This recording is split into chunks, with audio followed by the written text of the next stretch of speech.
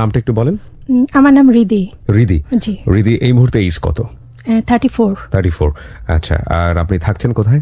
আমি এখন উত্তরাতে আছি। উত্তরাতে আছেন। আর জন্ম জেলা? সিরাজগঞ্জ। সিরাজগঞ্জের মেয়ে রিদি, নামটা অনেক সুন্দর। সে আজকে এখানে এসছে তার নিজের জীবনের গল্প বলার জন্য। তার আগে আমি আপনাকে কয়েকটা প্রশ্ন করতে চাই। আপনি হ্যালো 8920 নিশ্চয়ই শোনেন? জি। কতদিন যাবত শুনছেন? 2 years। 2 বছর ধরে? অন এন্ড অফ, মানে 2 বছর ধরে আপনি শুনছেন নাকি একটানা শুনে যাচ্ছেন? না, একটানা শুনছি না, মানে অন অফ দুটোই শুনছেন। আপনার কোনো ফিডব্যাক আছে এই অনুষ্ঠানটা নিয়ে? মানে ভালো লাগা বা মন্দ লাগা, যে কোনো কিছু? হ্যাঁ, মানে এখানে যারা আসে জীবনের গল্প বলতে, যা বলিব সত্যি বলিব, যারা নিজের সত্যটাকে তুলে ধরে, এদেরকে আমি অ্যাপ্রিসিয়েট করি যে কতটা সাহস না হলে তারা নিজেটা সত্য কথাগুলো বলতে আসছে। সেটা তো জেবিএসবির ক্ষেত্রে এবং হ্যালো 8920 এর ক্ষেত্রেও ব্যাপারটা আসলে তাই। এখানে একটা বিষয় একটু বলি, কেন জানি আজকে অনুষ্ঠানটা নিয়ে বলতে ইচ্ছে করছে। আমি একটা ফোন কল পেয়েছি এরকম, যে চিটাগংয়ের খাগড়াছড়ি থেকে একজন চাকমা ভদ্রমহিলা আমাকে ফোন করেছেন গত সপ্তাহে প্রচারিত প্রিয়াঙ্কার জীবনের গল্প শুনে, এবং তিনি আসতে চাচ্ছেন তার জীবনের গল্প বলার জন্য। এমন হতে পারে সামনের সপ্তাহে আমরা তাকে প্রেজেন্ট করব আপনাদের এখানে। তো বুঝুন যে একেবারে খাগড়াছড়ির প্রত্যন্ত অঞ্চলের গ্রামের একটা চাকমা পরিবারের মেয়ে, সে তার নিজের জীবনের গল্প বলার জন্য সে এত দূর থেকে সে আমাদের এই ঢাকা শহরে আসতে চাচ্ছে তার নিজের জীবনের গল্পটা বলার জন্য। মানে এই অনুষ্ঠানটার ব্যাপ্তি বা এই অনুষ্ঠানটার পাওয়ার কতটুকু আপনি কেন ফিল করলেন যে আজকের এই গল্পটা? আমি লাস্ট এপিসোড প্রিয়াঙ্কার গল্পটা শুনেছি। জি। শোনার পর আমার খুব কষ্ট লেগেছে।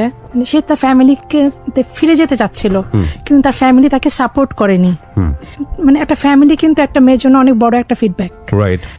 সেটা সে পাচ্ছিল না ওইখান থেকে, এবং তারপরে সে তার প্রত্যেকটা ভুল আরো ভুলের দিকে এগিয়ে যাচ্ছে।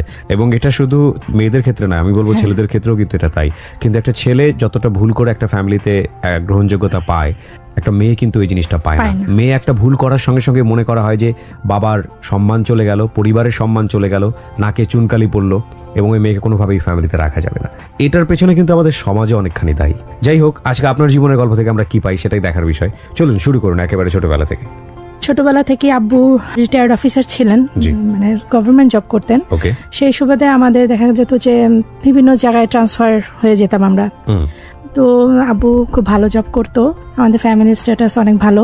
আর একটা কথা বলে রাখি, আমার বাবার সেকেন্ড বিয়ে ছিল। আপনার মা? হ্যাঁ। তো আমার যিনি বড় মা ছিলেন, তিনি অসুস্থ ছিলেন।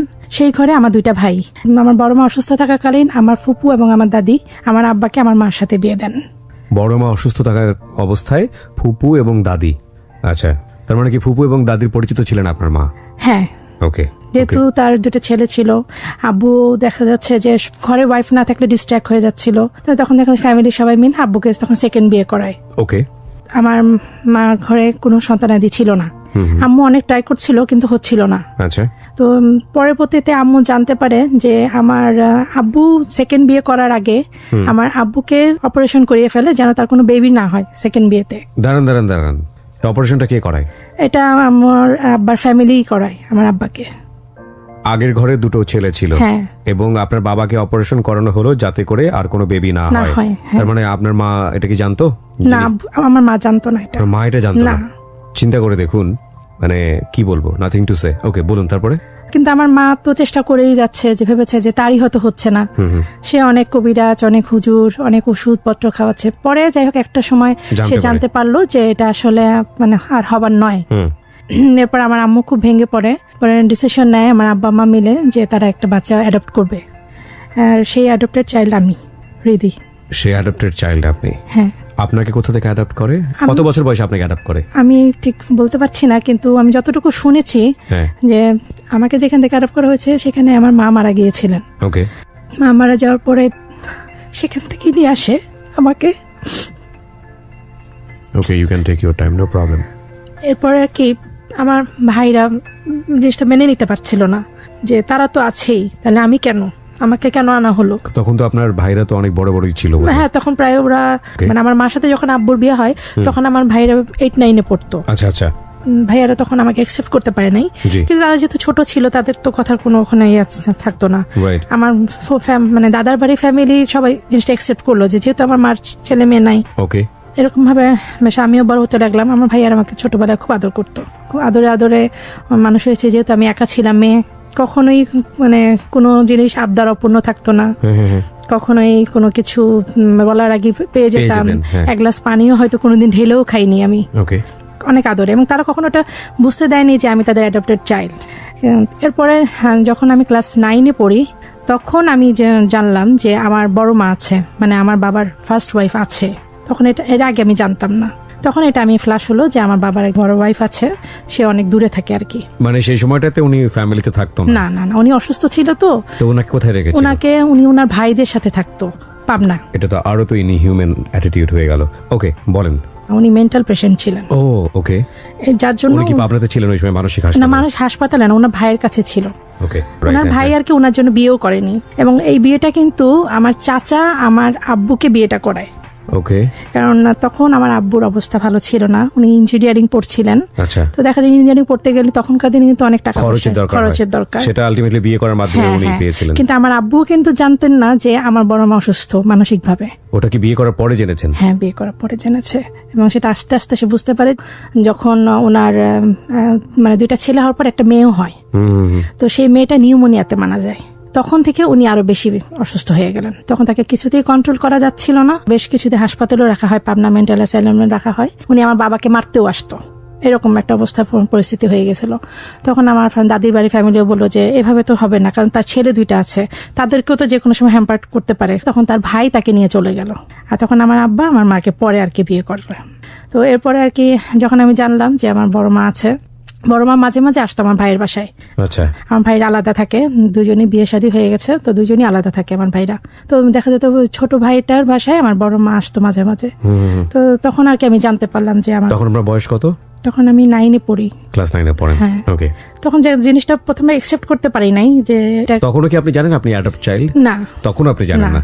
আচ্ছা। গ্রামে গেলে সবাই হয় না যে সবাই বলে যে আল্লাহ এই মেয়েটাকে দেখছি না, আমাকে নিয়ে আসছিল একদিন, বাচ্চা কাচ্চা হয় নাই।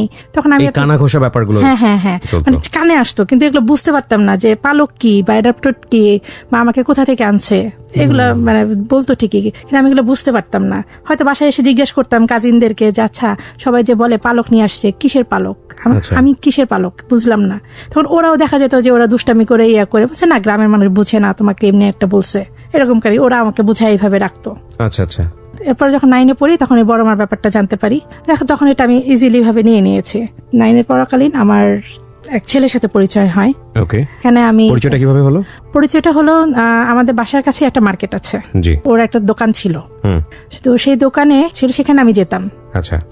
তখন তার সাথে আমার ওই দেখা যেত যে টিনেজ এজ, দেখা যেত যে সে হাসলে আমারও ভালো লাগতো, আমি হাসলে তারও ভালো লাগতো। দোকানে কি ছিল সে? আলটিমেটলি দোকানে সেলসম্যান ছিল? না, সেলসম্যান না, মানে পার্টনারশিপ ছিল তাদের দোকানটা। মানে তার অ্যাটিটিউডে আপনি ভালো লেগে যায় আর কি। তারও ভালো লাগাটা শুরু, আমারও ভালো লাগাটা ওইখান থেকেই শুরু।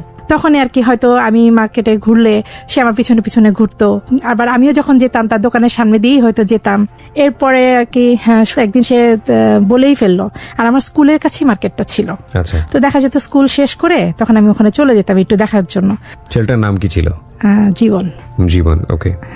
তো একদিন হঠাৎ অনেক বৃষ্টি হচ্ছিল, তো ওই দিন মার্কেট বেশ ফাঁকাও ছিল। তো তখন আমি দোতলায় বারান্দায়, আমার বান্ধবী ছিল সাথে একজন, তো ওর সাথে গিয়ে দাঁড়ালাম। দাঁড়ানোর পরে সেখানে মানে তখনই আমাকে প্রপোজ করলো যে, এসে কি বললো? I love you, as usual, most common word. আর আমার যারা বান্ধবী ছিল সবারই মানে বয়ফ্রেন্ড ছিল। আপনি আফসোস করতেন? হ্যাঁ, জ্বালা আমাকে কেউ কোনোদিন আই লাভ ইউ বললো না। তো যার জন্য যখন ও প্রপোজ করলো তখন আমি খুব খুশি হয়ে গেলাম যে আমাকে কেউ প্রপোজ করছে, আমাকে কেউ ভালোবাসছে, মানে এটা আমার কাছে খুব অবিশ্বাস্য ছিল। এরপরে আর কি এখান থেকেই আর কি তখন শুরু। তখন আমরা ফোন নাম্বারটা, তখন তো আর মোবাইল ছিল না, তখন কন্ট্যাক্ট TNT লাইন ছিল। তো দেখা যায় একটা টাইম মেনটেন করে হয়তো আমাকে ফোন দিত, আমি হয়তো ওকে ফোন দিতাম। 2 দিন দেখা না করলে ভালো লাগতো না, দেখা যেত মার্কেটে গিয়ে একটু দেখা করে ফেললাম। কিন্তু কখনো আমাদের মানে আছে না যে কোনো ডেটিং পরিবেশে গিয়ে দেখা সাক্ষাৎ করা, ওইরকম সুযোগ হয় না, কারণ আমি স্কুলে ছিলাম, ওইভাবে বাসা থেকে বলে বের হতে পারতাম না। কিন্তু ও আমাকে খুব ফোর্স করতো যে দেখো সবাই যায়, তুমি কেন যাও না আমার সাথে? তখন আমি বলতাম যে আমি কিভাবে যাবো, আমি তো বাসা থেকে বের হতে পারি না। তো একদিন বের হও, একদিন স্কুল ফাঁকি দিয়ে বের হও। তখন যে আচ্ছা ঠিক আছে, একদিন ট্রাই করব। তো একদিন এইভাবেই মানে বৃষ্টির কারণে স্কুলটা অনেক তাড়াতাড়ি ছুটি হয়ে গেল। পরে বললো যে তাহলে চলো ঘুরতে যাই। কিন্তু আমি এতটাই বোকা ছিলাম যে আমি ঘুরতে যাওয়ার সময় আমার বান্ধবীকেও সাথে করে নিয়ে গেছি, একা একা যাবো না দেখে। ওকে। কারণ তখন তো সবাই মানে অনেক বলতো যে এরকম ছেলেরা কত কিছু করতে পারে, যে তুমি একা একা, হ্যাঁ ভয় সংকোচ ছিল। তো দেখা যেত আমি আর বান্ধবীকে ওর সাথে করে নিয়ে যেতাম। তো এটাতে আবার সে খুব বিরক্ত হতো যে তুমি কেন ওকে আনছো। এয়ারপোর্টে একটা প্লেস ছিল, ওয়াটারফ্রন্ট নামে একটা প্লেস ছিল, তো ওইখানে আমরা গিয়ে বসতাম, জাস্ট ফর্মাল কথাবার্তা। যেহেতু আমার বান্ধবী ছিল সেরকম কোনো কথা হয় না, হাত ধরে ঘোরাঘুরি, ওইটুকুই ভালো লাগতো না? ওইটুকুই, তখন টেনিস এই যে ওইটাই মজা ছিল। এরকম করতে করতে বেশ অনেক দিন পার হয়ে গেল। তখন 10-এ উঠে পড়লাম, তখন এসএসসি পরীক্ষার সামনে, অনেক পড়াশোনার চাপ ছিল, আবার একদিন ঘুরতে যাবে। তখন বলছে যে, আমি বলছি যে কিভাবে যাবো, বলছে কোথায় যাবা, তো বলছে যে বোটানিক্যাল গার্ডেনে যাবে। বলছে বোটানিক্যাল গার্ডেন তো অনেক দূর। এর আগে কখনো গিয়েছেন বোটানিক্যাল গার্ডেন? না, গিয়েছি কিন্তু আমার ফ্যামিলির সাথে গিয়েছি, কিন্তু ওইরকম মানে ভিতরে গিয়ে কখনো ঘোরাঘুরি করা হয়নি। আচ্ছা। তারপরে সে আমাকে বললো যে তাহলে তুমি একটা কাজ করো, ওই দিন স্কুলেই যাও না, সামনে পরীক্ষা, এখন যদি স্কুলে না যায় তাহলে কেমন না। মাঝে মাঝে আবার আমার আম্মু আমাকে স্কুল থেকে নিতে চলে আসতো, বাসার কাছেই স্কুল, কিন্তু দেখা যেত আম্মু কাজ শেষ করে ওই দেখেন স্কুল ছুটি হলে আম্মু হাঁটতে হাঁটতে চলে আসতো স্কুলের সামনে, আমাকে নিয়ে বাসায় ফিরতো আর কি এরকম। তখন আমিও টেনশন করতে লাগলো, যদি আম্মু চলে আসে স্কুলে তখন কি হবে, যদি ধরা খেয়ে যাই তাহলে তো বাসায় জানাজানি হয়ে যাবে। পরে বললাম যে আচ্ছা ঠিক আছে, যা থাকে কপালে, তুমি যখন বলছো ঠিক আছে আমি যাবো, যা হবে হবে, পরে ভাববো সেটা। পরে ওর কথা মতোই তখন আমার ওই ফ্রেন্ড, আমি, জীবন, আর জীবনে একটা ফ্রেন্ড থাকে সাথে, ওর নাম রাজু, এই 4 জন আমরা চলে যাই সকাল 8টায়, মানে স্কুল টাইমটা না ঢুকে সকাল 8টায় আমি চলে যাই। প্রায় অনেকক্ষণ কিছুক্ষণ থাকি, ঘোরাঘুরি। তখন তো এত বুঝতাম না যে বোটানিক্যাল গার্ডেন মানে ভিতরে কি হয়। অনেক জায়গায় দেখি সব লাভার্সরা বসে আছে, তখন সে বোটানিক্যাল গার্ডেন নিয়ে আমরা আসলে রেডিওতে যে ধরনের কথা বলছি তাতে আসলে একটা নেগেটিভ ইমেজ পড়তে পারে জায়গাটার উপরে। উনি যেটা বললেন somehow it was true, cause আমি মনে করি যেটাতে আসলে খারাপ ভাবে দেখার সুযোগ আছেও কিনা ঠিক জানি না, বন্ধুরাও হতে পারে, লাভাররাও হতে পারে, এত সুন্দর চমৎকার একটা জায়গা, ওখানে বসে থাকলে সমস্যাটা কোথায়, কিন্তু কোনো অসামাজিক কাজ না করাটাই বেটার, এটা হচ্ছে প্রথম কথা। আর বোটানিক্যাল গার্ডেনে আমি বেশ কয়েকবার গিয়েছি, চমৎকার একটা জায়গা, ঢাকা শহরের ভিতরে, চিড়িয়াখানার পাশে। আপনাদের যাদের যাওয়ার সুযোগ হয়নি আপনারা অবশ্যই যাবেন, ওইখান দিয়ে যদি একটু ঘোরেন মনটা ভালো হয়ে যাবে, খুবই চমৎকার জায়গা। বলুন। জীবন উত্তরাই থাকতো, কিন্তু ওর যে পার্টনারের সাথে বিজনেস করতো সে তার বাসায় থাকতো, মানে ওর নিজের কোনো বাড়ি ছিল না ওইখানে। তো আমাকে বলেছিল সে ওই পার্টনার ওর ভাই, আর পার্টনার ওয়াইফ হচ্ছে ওর ভাবি, এইভাবে আমার সাথে পরিচয়। আমি কিন্তু তখনও জানি না যে ওরা ওর আপন ভাই বা আপন ভাবি না। ওদের বাসায় থাকতো? হ্যাঁ। আচ্ছা, ও বেসিক্যালি কি করতো? ওই বিজনেসটাই করতো পার্টনারশিপে। দোকানে? কিসের দোকান ছিল এটা? এটা একটা শুর দোকান ছিল, জুতার দোকানে। ওকে, ঠিক আছে, বলেন। এরপরে ও আমাকে বললো যখন আমরা ফেরার সময়, তখন আমাকে বলতেছে যে তুমি চলো ভাবির বাসায় যাই। বলছে যে ভাবির বাসায় যাবো, কেন? বলছে না চলো বেড়াইতে যাই। আমি না কারো বাসায় যাব না। তখন মানে ওই যে কানাঘোষা শুনতাম যে বাসায় গেলে কি না কি হয়, তখন আইডিয়া ছিল। হ্যাঁ, আইডিয়া ছিল, যার জন্য আমি খুব সেফ ভাবে চলতাম আমার কাছ থেকে। তো বলছে কেন যাবা না? তো এক পর্যায়ে খুব রাগ করে আমার সাথে, যে তোমাকে একটা কথা বললে শোনো না, যা বলি সেটা বুঝো না। তখন আমার বান্ধবী করলো কি, ওই রাজুর সাথে ও অন্য গাড়িতে চলে গেল। রাজুটাকে? জীবনের ফ্রেন্ড, যে আমাদের সাথে বোটানিক্যাল গার্ডেনে গিয়েছিল। ও আপনাদের দুজনকে রেখে চলে গেল? হ্যাঁ। আচ্ছা, মানে ওরা আলাদা যাবে, আমরা আলাদা যাবো, এরকম একটা তখন লাস্টে এসে প্ল্যান করলো আর কি। কারণ আমি বাসায় আর যেতে চাইলাম না, বলছেন আমি কারো বাসায় যাবো না, তুমি আমাকে বাসায় নামাই দাও।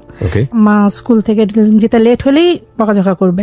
দেখ, এটা নিয়ে অনেক রাস্তায় মাঝখানে, তখন তো বেবি ট্যাক্সি, হ্যাঁ, তখন বেশ মানে সে অনেক মন খারাপ, কথা বলতেছে না, আমার হাতও সে ধরছে না। তখন আমি বুঝতে পারছি যে সে অনেকটা রাগ হয়েছে। পরে আমি তাকে বুঝাই যে দেখো এখন বাসায় গেলে জিনিসটা কেমন দেখা যায়, তুমি এটা মাইন্ড করো না প্লিজ, যখন সময় হবে তখন যাবো, এখন যাবো না। আর কোনো কিছু বলে নাই। তারপর আমি বাসায় নামাই দিয়েও চলে যায় আর কি। এরপরে আমি আমার কাজিনের বিয়েতে আমি সিরাজগঞ্জে যাই। আচ্ছা, তখন এই ব্যাপারটা বুঝি যে এরকম আমি অ্যাডপ্টেড, এটা আমি তখন জানতে পারি। কে বলে আপনাকে ফার্স্ট? এটা আসলে আমার ভাই ভাবিরা অনেকটা আমাকে ইঙ্গিত দেয়, অনেকটাই বলে, কিন্তু আমি ভাই ভাবিদের কথা আর কি অত বিশ্বাস করি নাই, যে হয়তো এমনি বলে। কিন্তু যখন বাড়িতে যাই, মানে আরো কিছু মানুষকে জিজ্ঞেস করি যে আচ্ছা এটা কি আসলে সত্যি, এরকম জিজ্ঞেস করি। তখন আমার দাদি বেঁচে ছিলেন, তখন আমি দাদিকেও জিজ্ঞেস করি, দাদি সবাই বলে আমি নাকি পালক, অ্যাডপ্টেড, আসলে কি এটা সত্যি? তখন সে কিছু বলে তোর এটা জানার কি দরকার, তোর তো তোর বাপ মা অনেক ভালোবাসে। না, আমার খুব জানতে ইচ্ছা হয় যে আসলে এটা সত্যি কিনা, জানতে চাই যে আসলেই কি। তখন দাদি বলে যে হ্যাঁ, তোর মা তো ছেলে মেয়ে হচ্ছিল না, তখন আর কি তোকে এরকম নিয়ে আসছে। কিন্তু তখন আমি এটা জানতাম না যে আমার বাবার কারণে যে আমার মা মানে সন্তান হয়নি, এটা ইন ডিটেল জানতাম না। তখন আমি কোথা থেকে নিয়ে আসছে, তো বললো যে তা তো জানি না। তো তখন তো দাদিরা গ্রামে থাকতো, মনে হয় হাসপাতাল থেকে না কোথা থেকে, মানে এইটুকু পর্যন্তই কথা। দাদি আর বেশি ইন ডিটেলস বলেও নাই আমাকে। ওই দিনই কনফার্ম হলাম যে পুরাটা আর কি, মানে যেহেতু দাদি বলছে তাহলে তো নিশ্চয়ই সত্যি বলছে। এরপরে এটা জানার পরে খুব ভেঙে পড়ছিলাম যে এখন কি হবে আমার। বাই দ্য ওয়ে, ওই সময়টাতে আসলে জানেন এই প্রশ্নটা করা উচিত হচ্ছে কিনা, অনেক অ্যাডাপ্টেড চাইল্ড আছেন, তাদের সাইকোলজিটা কি হয় এই জিনিসটা বোঝার জন্য এই প্রশ্নটা করবো। আপনার ওই মোমেন্টে ফিলটা কি হচ্ছিল? ইনসিকিউর ফিল করছিলেন নাকি নিজের মা, আসল মাটাকে তাকে জানার চেষ্টা? না, আমার আসল মা জানা কখনো ইচ্ছা হয়নি আমার, কারণ আমি এখানে এত ভালোবাসা পেয়েছি যে আমার এটা কখনো মানে জানতেও ইচ্ছা করে না যে সে কে ছিলেন। সে যদি মাই হতো তাহলে সে আমাকে ছেড়ে যেতে পারতোই না।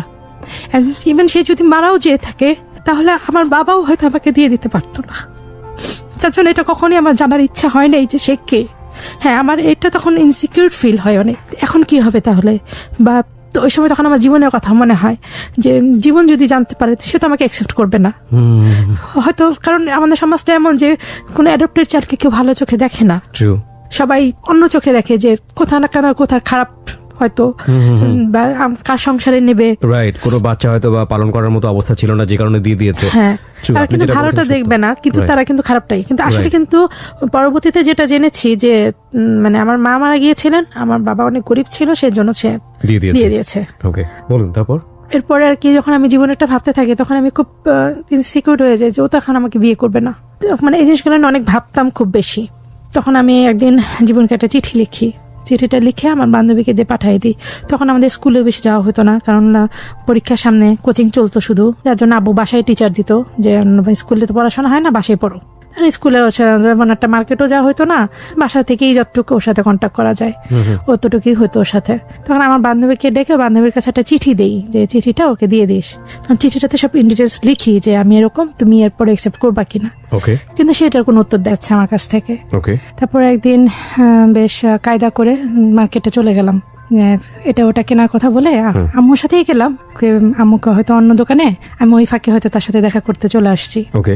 সে আমাকে অ্যাভয়েড করা শুরু করলো, কিন্তু দেখা হলে যে কথা বলতো না তা না, ফোন করতো না বা খোঁজ খবর নিত না। কিন্তু আবার আমি যদি যে দেখা করতাম তাহলে আবার কথা বলতো। তো তখন আমি বললাম যে আমি তোমাকে একটা চিঠি দিয়েছিলাম, তুমি চিঠিটা কি পেয়েছো? তো বলে যে হ্যাঁ পেয়েছি। তেমন যে তাহলে তুমি তো কোনো অ্যান্সার করলে না, মানে তুমি কি এগ্রি আমার ব্যাপারে? এখন তো তুমি সব জানো, বুঝেছো, এগুলো নিয়ে ভাবার দরকার নেই, এগুলো কোনো ম্যাটার না, তুমি এগুলো নিয়ে ভাবতে হবে না, তুমি তো যেটা করছো সামনে পরীক্ষা, পড়াশোনাটা করো। সে তখন আমি একটু আশ্বস্ত হলাম যে হয়তো সে এটা নিয়ে আসলে অরিট না। সে যখন বললো তখন আমি বেশ নিশ্চিন্ত হলাম যে না, তার মানে আমাদের এখনো মানে ভালোবাসাটা আছে। জিনিসটা এইভাবেই চিন্তা করলাম। এর মধ্যে আমার এসএসসি পরীক্ষা হয়ে গেল, ওর সাথে কন্ট্যাক্টও খুব কম হতো। দেখা যেত যে যেহেতু দেখা সাক্ষাৎ করার তেমন কোনো সুযোগ ছিল না, যার জন্য ওইভাবে দেখা সাক্ষাৎও হতো না। এরপরে আমার রেজাল্ট আউট হয়ে গেল। আগারগাঁয়ে একটা কলেজ ছিল, মিউজিক কলেজ, এটা মানে সঙ্গীতের উপরই কলেজটা ছিল। তখন আমার আব্বু ডিসিশন নিল যে সবাই তো জেনারেল লাইনে পড়ে, তাহলে তুমি একটু টেকনিক্যাল লাইনে পড়াশোনা করো, কারণ আমি ছোটবেলা থেকে গান শিখতাম। তো তখন আব্বু বললো যে তাহলে ওখানেই ভর্তি হও। তার মানে গানের টিচার ছিলেন, তার উদ্যোগে আমি ওই আগারগাঁয়ে ওই কলেজটায় ভর্তি হই। ইন্টারে এসএসসি রেজাল্ট কি দাঁড়ালো? এসএসসির রেজাল্ট সেকেন্ড ডিভিশন ছিল। ওকে, ওখানে অ্যাডমিশন নিলাম, কিন্তু যাওয়া আসাটা উত্তরা থেকে অনেক দূর ছিল। তো এরকম যখন আমার রেজাল্ট আউট হলো, তার কোনো খবর নাই। মার্কেটে যাচ্ছি, মার্কেটও পাচ্ছি না, কোথাও তাকে পাচ্ছি না। তারপর তার বাসায় ফোন করছি, তার বাসায়ও মানে কেউ কিছু বলতে পারছে না। অনেক বেশি আবার কয়েকদিন পরে তখন তার ভাবি ফোনটা ধরলো। তখন বললাম যে ভাবি, আমি রিদি বলছিলাম, তো আমাকে একটু জীবনকে চাই। তো বলছে তুমি জানো না জীবন কোথায়? সে না, তো ও কোথায়? তো বলছে যে জীবন তো আজকে রাত্রে দেশের বাইরে চলে যাবে। দেশের বাইরে? দেশের বাইরে। ওকে। বলছে কি বলেন দেশের বাইরে? মানে আমাকে তো কিছু বলে নাই সে। তো বলছে যে এখন তো মনে হয় মার্কেটে আছে, তুমি মার্কেটে গেলে দেখা করতে পারবা। তখন ওদের অনেক বৃষ্টি হচ্ছিল, কিন্তু মানে আমি যে হুটহাট করে বের হবো ওরকম তো আসলে আমার বাসা পরিস্থিতি ছিল না যে হুট করে বের হয়ে চলে যাব। কিন্তু আমার জীবনের সম্পর্কের কাহিনীটা আমার ছোট ভাবিটা কিছুটা জানতো। তখন সে আর কি কোনো একটা কারণে মার্কেটে যায়, জীবন ভাবিকে চিনে। তখন জীবন শুধু ভাবিকে এটা বলছে যে ভাবি তানজিনাকে মানে ওকে বলবেন যেন ও যেন ওয়েট করে। আচ্ছা, শুধু এইটুক বলে। এখন ভাবি আর কিছু বলে নাই, যেখানে কারণ ভাবি এটার ব্যাপারে বেশি একটা ইন্টারেস্ট ছিল না। আমি তো যখন শুনছি সে বিদেশে চলে যাবে, সাথে সাথে আমি মার্কেটে ওর এক ফ্রেন্ডের দোকান আছে সেখানে ফোন করি। তখন তাকে বলি যে ভাইয়া ও নাকি বিদেশে চলে যাচ্ছে। বলে হ্যাঁ তুমি জানো না? আমাকে না, তো আমাকে তো কিছু বলে নাই। বলে যে না, ওর তো অনেক আগে পাসপোর্ট হয়ে গেছে, ভিসা হয়ে গেছে, আজকে রাত্রে 12টায় ওর ফ্লাইট। আমাকে তো কিছুই বলে নাই। এখন আমি ওর সাথে কিভাবে কন্ট্যাক্ট করবো এটা পারছিলাম না, এটা কিছুতেই আর তাকে ধরতে পারছি না। হঠাৎ করে এরকম অ্যাটিটিউড করলেও তো মনের মধ্যে এক ধরনের সন্দেহ তৈরি হয়।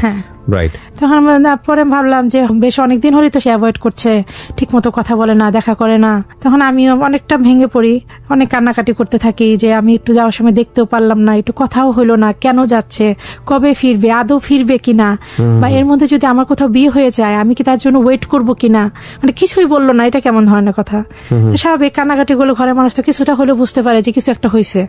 আমার ভাবি তখন আমাদের পাশে ফ্ল্যাটেই থাকতো, আর তখন ভাবি আসে, যখন বুঝলাম সে দেখেই বুঝছে যে কিছু একটা হয়েছে, তখন সে আমাকে বললো যে আজকে তো মার্কেটে গেছিলাম, তখন জীবনের সাথে দেখা হয়েছে। তাই কি বলছে তোমাকে জীবন? তেমন তো কিছু বলে নাই, শুধু দেখা হওয়ার পরে বললো যে ভাবি ওকে বললেন ওয়েট করতে। মানে এটা কি আপনার ভাবিও জানতো? হ্যাঁ, কিছুটা জানতো। এরপরে জীবন ভাবিকে বলে গেল ওয়েট করার জন্য, আপনার সঙ্গে কথা বললো না? আমার সাথে কোনো কথা বললো না। ওকে। আমাদের মধ্যে কনফিউশন তৈরি হচ্ছে যে কেন এরকম অ্যাটিটিউড করবে, যদি পছন্দ না করে তাহলে তো আবার অপেক্ষা করার কিছু নেই। আমি কিন্তু এটা নিয়ে তাকে অনেক বারবার বলেছি যে তুমি স্ট্রেট বলো, তুমি যদি আমাকে পছন্দ না করো এখানে স্টপ করে দাও আমাদের রিলেশন, আর যদি মনে করো যে না চালাবা তাহলে সেটা ভালোভাবে রাখো। মানে এটা বেসিক্যালি অ্যাডাপ্টেড চাইল্ড, এটা শোনার পর থেকেই তার অ্যাটিটিউড গুলো এরকম হয়ে গেল। কিন্তু সে তো বলেছিল যে তার এটা নিয়ে কোনো সমস্যা নাই, মুখের বলাতে তো হবে না, অ্যাটিটিউডই হচ্ছে ফোকাস করে। তারপরে সে ভাবি যখন এসে বললো তখন তো আমি আরো ভেঙে পড়লাম যে কি ওয়েট করব, কত বছর ওয়েট করব, সেটা 6 মাস, 3 মাস, 1 বছর। তখন ভাবি তো আর কিছু বলতে পারলো না। তো দেখা গেল যে রাত 12টার সময় টিএনটিতে ফোন। আচ্ছা। তখন ওই দিন আবার আমাদের বাসায় গেস্ট ছিল, যার জন্য ফোনটা আমার আব্বু আম্মুর বেডরুমেই থাকে। তো দেখা যাচ্ছে ফোনটা যখন আসছে তখন মানে বাসায় গেস্ট থাকার কারণে আব্বু আম্মুর ড্রয়িং রুমে ছিল সবাই, আমি আবার তখন ওই দিন আবার ওই রুমেই ছিলাম, আর আমাদের ক্যাসেট প্লেয়ারটা আবার আব্বুর রুমেই ছিল। গান শুনতে হলে আব্বুর রুমেই শুনতে হতো আমাকে। এরকম করতে করতে রাত 12টার সময় ফোন দিল। তখন আমারও কেন জানি মনে হচ্ছিল যে ওই হয়তো ফোন করছে। তখন আমিও গিয়ে ফোনটাই রিসিভ করি। তখন বললো যে আমাকে বললো যে তুমি কেমন আছো, তুমি কোথায়? তখন বললো যে আমি এয়ারপোর্ট। সেই এয়ারপোর্টে কেন, তুমি কোথায় যাচ্ছ? তুমি আমাকে কিছুই বললা না, আমাকে ছেড়ে চলে যাচ্ছ, আমি কি করব? কারণ তখন যেহেতু ইন্টার ফার্স্ট ইয়ারে বলি, তখন থেকে আমার বাসায় বিয়ের কথা হচ্ছে আমার। শোনো, আমার তো বিয়ের কথা হচ্ছে, যদি কিছু হয়ে যায়। বলে কি না, এত তাড়াতাড়ি কিছু হবে না, তুমি চিন্তা করো না, আমি তো চলেই আসবো, 5টা বছর ওয়েট করো। আমাকে 5 বছর কি আমার ফ্যামিলি রাখবে? তখন তো অলরেডি সেই এয়ারপোর্টে। হ্যাঁ, অলরেডি সেই এয়ারপোর্টে। তুমি 5 বছরের ওয়েট কথা বলে, এত বছর আমি কিভাবে থাকবো? ততদিনে আপনাদের প্রেমের সম্পর্ক কত বছরের? তখন প্রায় 2 বছর। 9, 10 এসএসসি ইন্টার ফার্স্ট ইয়ার তখন। ওকে। ওকে, না তুমি ওয়েট করো, আমি আসবো তো বলছি। এই যে ফোনটা রাখলো, আর ফোন করেনি। কোন দেশে যাচ্ছিল? সিঙ্গাপুরে। ওকে। সে যে ফোনটা রাখলো, তারপরে প্রায় দীর্ঘ 6 মাস তার সাথে আর কোনো কন্ট্যাক্ট হয়নি আমার। এরপরে আমি তো ভাবলাম সে ভুলেই গেছে, হয়তো আর কোনো কন্ট্যাক্ট করতে চায় না। ভাবলাম যে আমাদের রিলেশনের হয়তো এখানেই ইতি। আমিও আমার মতো তখন ক্লাস এগুলো নিয়ে বিজি ছিলাম। বিয়ের কথা হচ্ছিল কিন্তু সেরকম সিরিয়াসলি ভাবে কিছু হচ্ছিল না ওই সময়। তারপর 6 মাস পরে হঠাৎ একদিন সে ফোন করলো। আচ্ছা। এবং সেটা বাংলাদেশে এসে ফোন করলো। বাংলাদেশে এসে? হ্যাঁ, বাংলাদেশে এসে ফোন করলো। তো ফোন করে বললো যে আমি তো বাংলাদেশে। তুমি কবে আসছো? বললো যে আসছি, আমি বাংলাদেশে আসছি, তুমি কোথায়? আমি তো বাসায়। তো বললো যে দেখা করতে পারবা? আমি বলছি যে হ্যাঁ পারবো। তো বললাম যে আমার তো ভার্সিটি, আমি তো কলেজে যাই মিরপুর আগারগাঁতে, তো তুমি কি ওইখানে আসতে পারবা আমার কলেজে? তো বললো যে হ্যাঁ আমি আসতে পারবো। তো মনে হয় ঠিক আছে, তাই তুমি কলেজেই আসো। আর আমি আসলে ওর প্রতি এতটাই উইক ছিলাম যে 6 মাস যে সে আমার সাথে কোনো কন্ট্যাক্ট করে নাই, কোনো খোঁজ খবর নাই, মানে ও ফোন করার পরে আমি মনে হয় 1 নিমিষে সব ভুলে গেছি যে এই লোকটা কেন এরকম করলো আমার সাথে, বা কেন এইভাবে এতদিন খোঁজ খবর নিল না। মানে ও দেখা করতে চেয়েছে, এটাই আমার কাছে অনেক ইম্পর্টেন্ট তখন মনে হয়েছে। তখন মনে হয়েছে সব পিছনের দিক ফেলে আমি ওর সাথে আগে দেখা করি। যাই হোক, সে আসলো আমার কলেজে, আসলো দেখা করার জন্য। ওইখানে কিছুক্ষণ থাকলাম। এরপরে ওই যে চন্দ্রিমা উদ্যান যেটা বলে, ওইখানে আমরা দেখা করি। তো ওই দিন দেখা করার পরে সে তার পাস্ট নিয়ে আমার সাথে কিছু কথা বললো। আমি কিন্তু তার বাড়ি কোথায়, তার বাবা মা কি করে, তার ভাই বোন কয়জন, আমি এগুলোও কিছু জানতাম না। জাস্ট ওকে ভালোবাসতাম, এতটুকুই মধ্যে সীমাবদ্ধ ছিল। তো সেদিন সে আমাকে সব ডিটেলস বললো যে এরকম আমার বাবা নাই, মা আছে, বড় ভাই আছে, বোন আছে, আমার মা গ্রামে থাকে। এবং সেইটাও সাথে বললো যে তার যখন বেশ বয়স কম থাকাকালীনই সে একটা বিয়ে করেছিল আমার সাথে রিলেশন হওয়ার অনেক আগে। ও হো হো হো। ওকে। আমি বলছি যে সেই ওয়াইফ কোথায় তাহলে? তো বলছে না, ওর সাথে অনেক আগে ছাড়াছাড়ি হয়ে গেছে। বলছে কেন ছাড়াছাড়ি করলা? তো বললো যে না, মানে অন্য কোনো পুরুষের সাথে তার সম্পর্ক ছিল, যেটা সে নাকি নিজের হাতে ধরছে, সেটা সে জানতে পারছে, এর জন্য আর কি তার সাথে ছাড়াছাড়ি হয়ে গেছে। তো সে ওই সম্পর্ক ক্লোজ করে সে উত্তরায় আসছে। তুমি তো আমাকে এটা এতদিন বলো নাই। তো বলে যে না, বলি নাই, তখন তো আসলে সে আমাদের রিলেশনটা এইভাবে ভাবি নাই। আর তোমাকেও তখন এতটা গুরুত্ব দেই নেই, ভাবছি যে তুমিও সবার মতো হয়তো লাইফে আসবা, 2-4 দিন তোমার সাথে প্রেম করবো, তারপর তুমি চলে যাবা, বা তোমাকে আমি স্যাক করবো, এরকম একটা ওর একটা চিন্তা ভাবনা ছিল তখন এরকম। আচ্ছা, তাহলে এখন কেন তোমার মনে হচ্ছে যে তুমি আমাকে সিরিয়াসলি ভাবে নিচ্ছ, আর এখন যে সিরিয়াস ভাবে নিচ্ছ তা বুঝবো কিভাবে? বলে কেন, এখন তো তোমাকে আমি বিয়ে করবো, কারণ আমি যত মানুষই দেখি না কেন তোমার মতো পাই নাই, তুমি যে যতটা সহজভাবে সত্য কথাগুলো বলতে পারছো আমি তো পারি নাই তোমার কাছে বলতে, এই জন্য আমি আজকে আমার সব বললাম, ডিসিশন তোমার। তখন আমি বললাম যে দেখো, পাস্ট তো সবারই থাকে, আমারও আছে, সেটা তুমি জানো, আর তোমার যেহেতু পাস্ট এটা ছিল, এখন তো আর নাই, আমার কোনো আপত্তি নেই, আমার শুধু একটা তুমি আমাকে ভালোবাসবা সারা জীবন, এটাই আমার, আর কোনো চাওয়া পাওয়া নাই তোমার কাছে। আমি বলছি ঠিক আছে।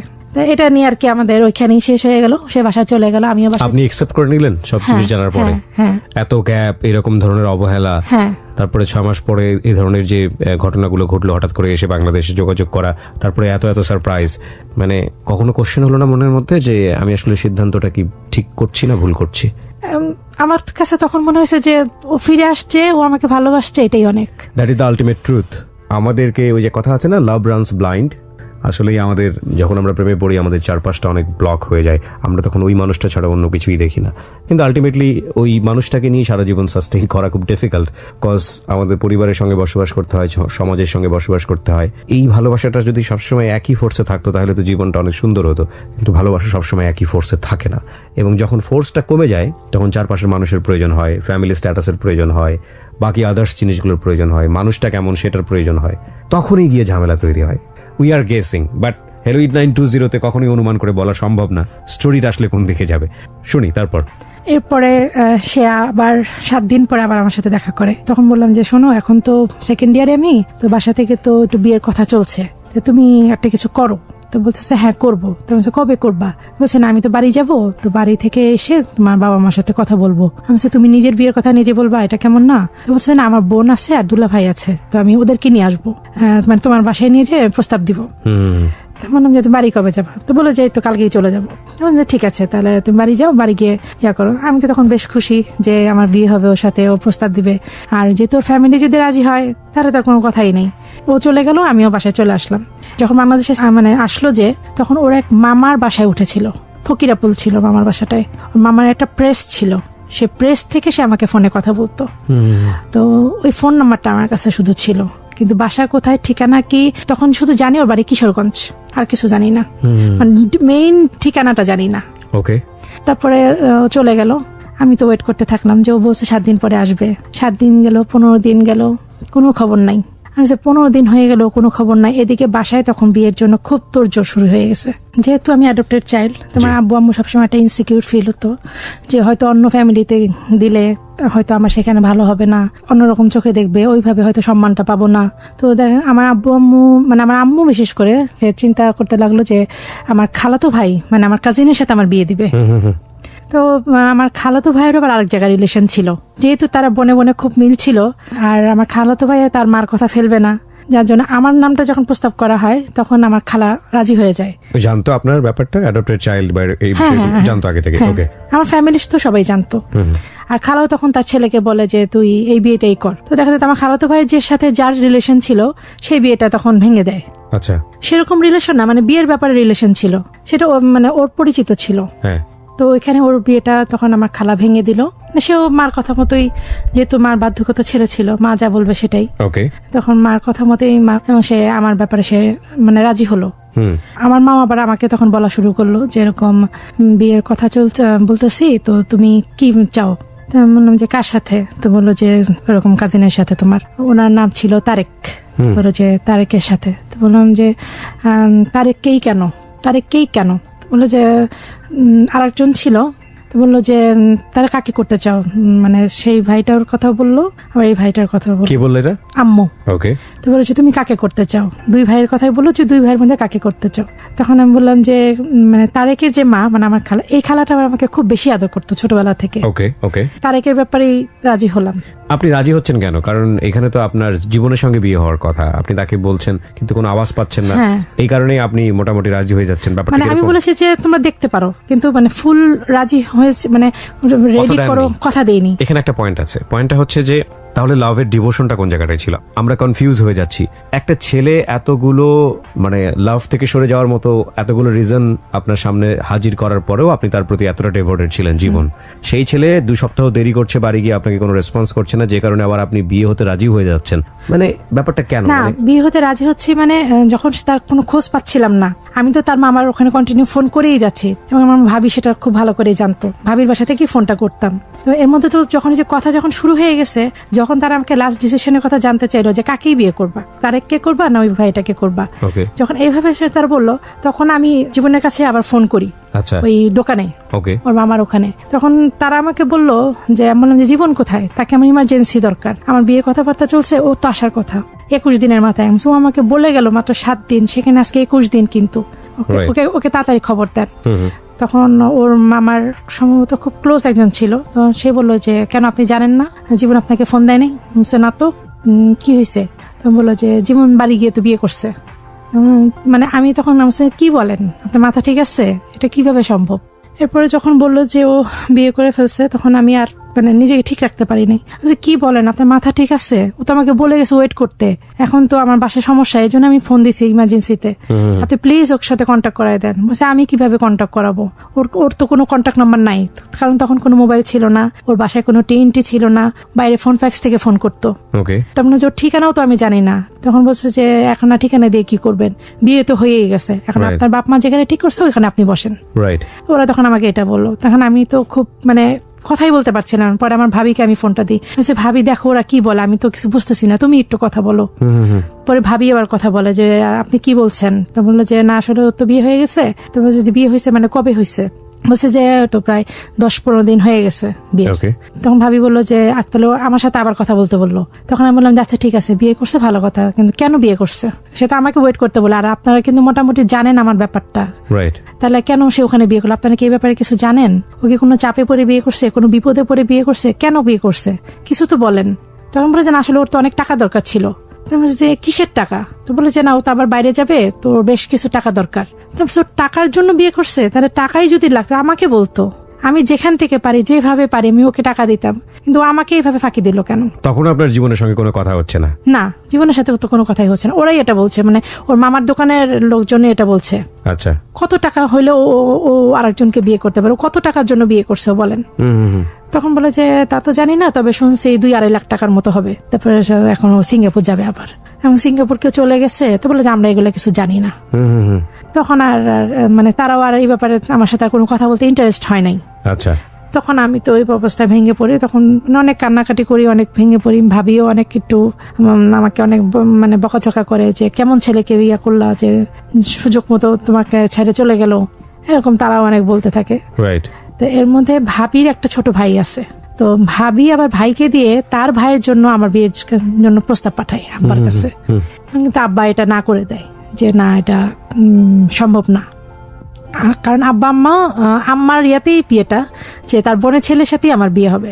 এমনি বাইরে অনেক জায়গা থেকে প্রস্তাব এসেছিল, কিন্তু তারা কেউ মানে রাজি হয়নি।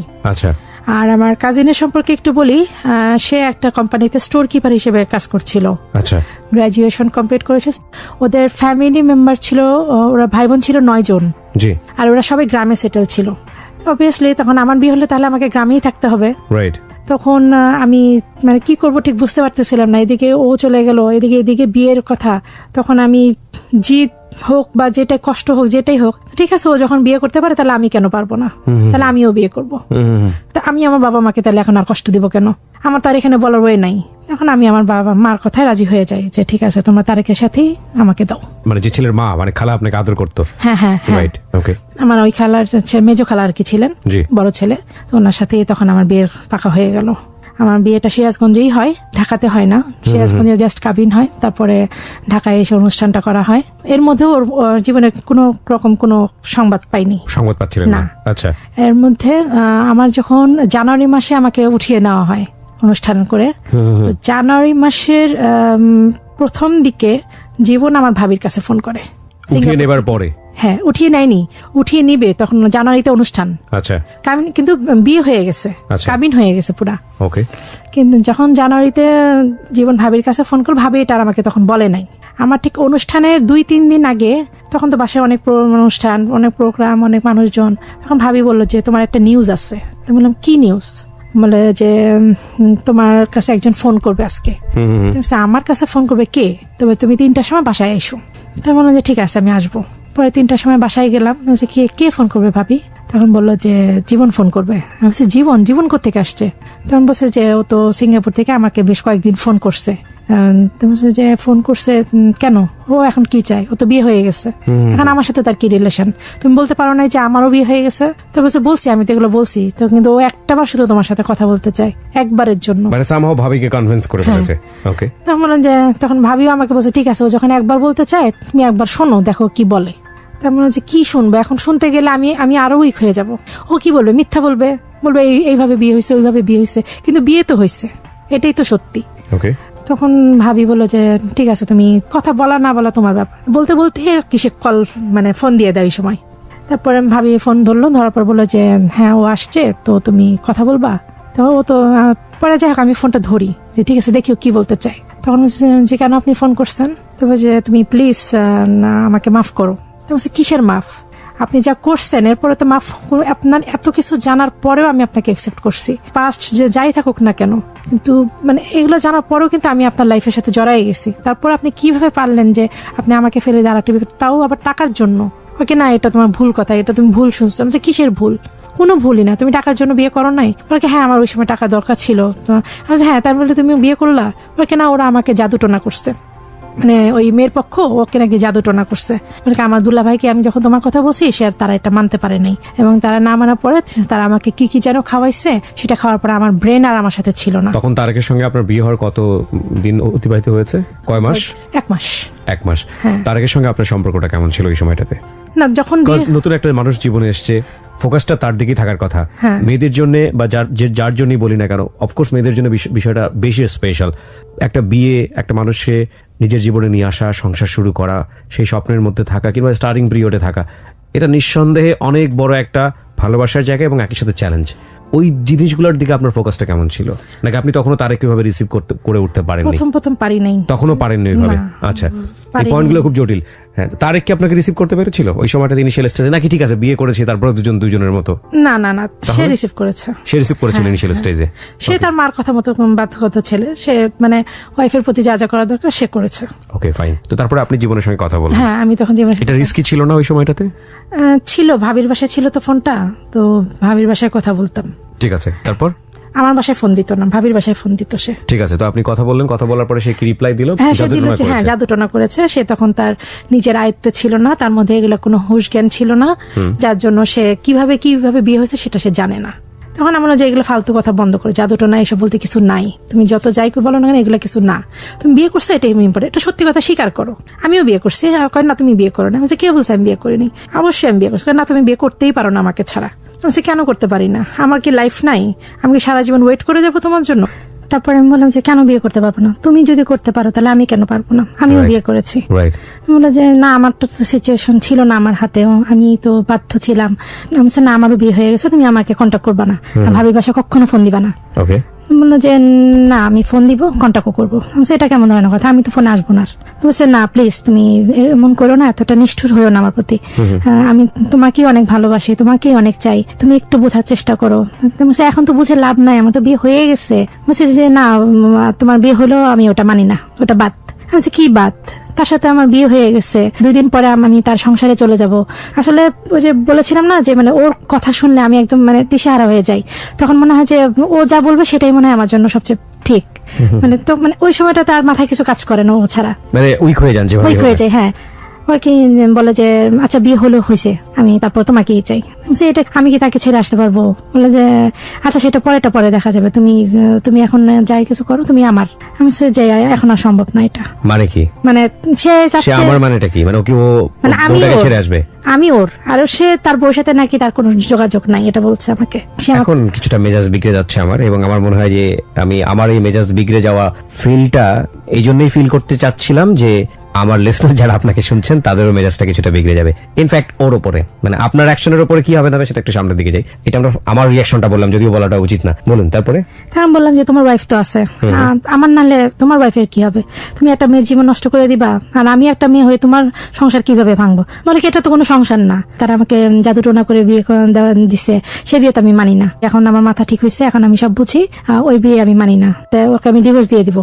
মানে এগুলো নিয়ে আর তার সাথে আমি আর কোনো কথা বলতে চাচ্ছিলাম না ওই সময়। আর আচ্ছা, মানে আর রুচি হচ্ছিল না, যে হয়তো এগুলোও একটা মিথ্যা ওই সময় আমার কাছে মনে হচ্ছিল। কিন্তু তারপরেও কেন জানি উইক হয়ে যাচ্ছি।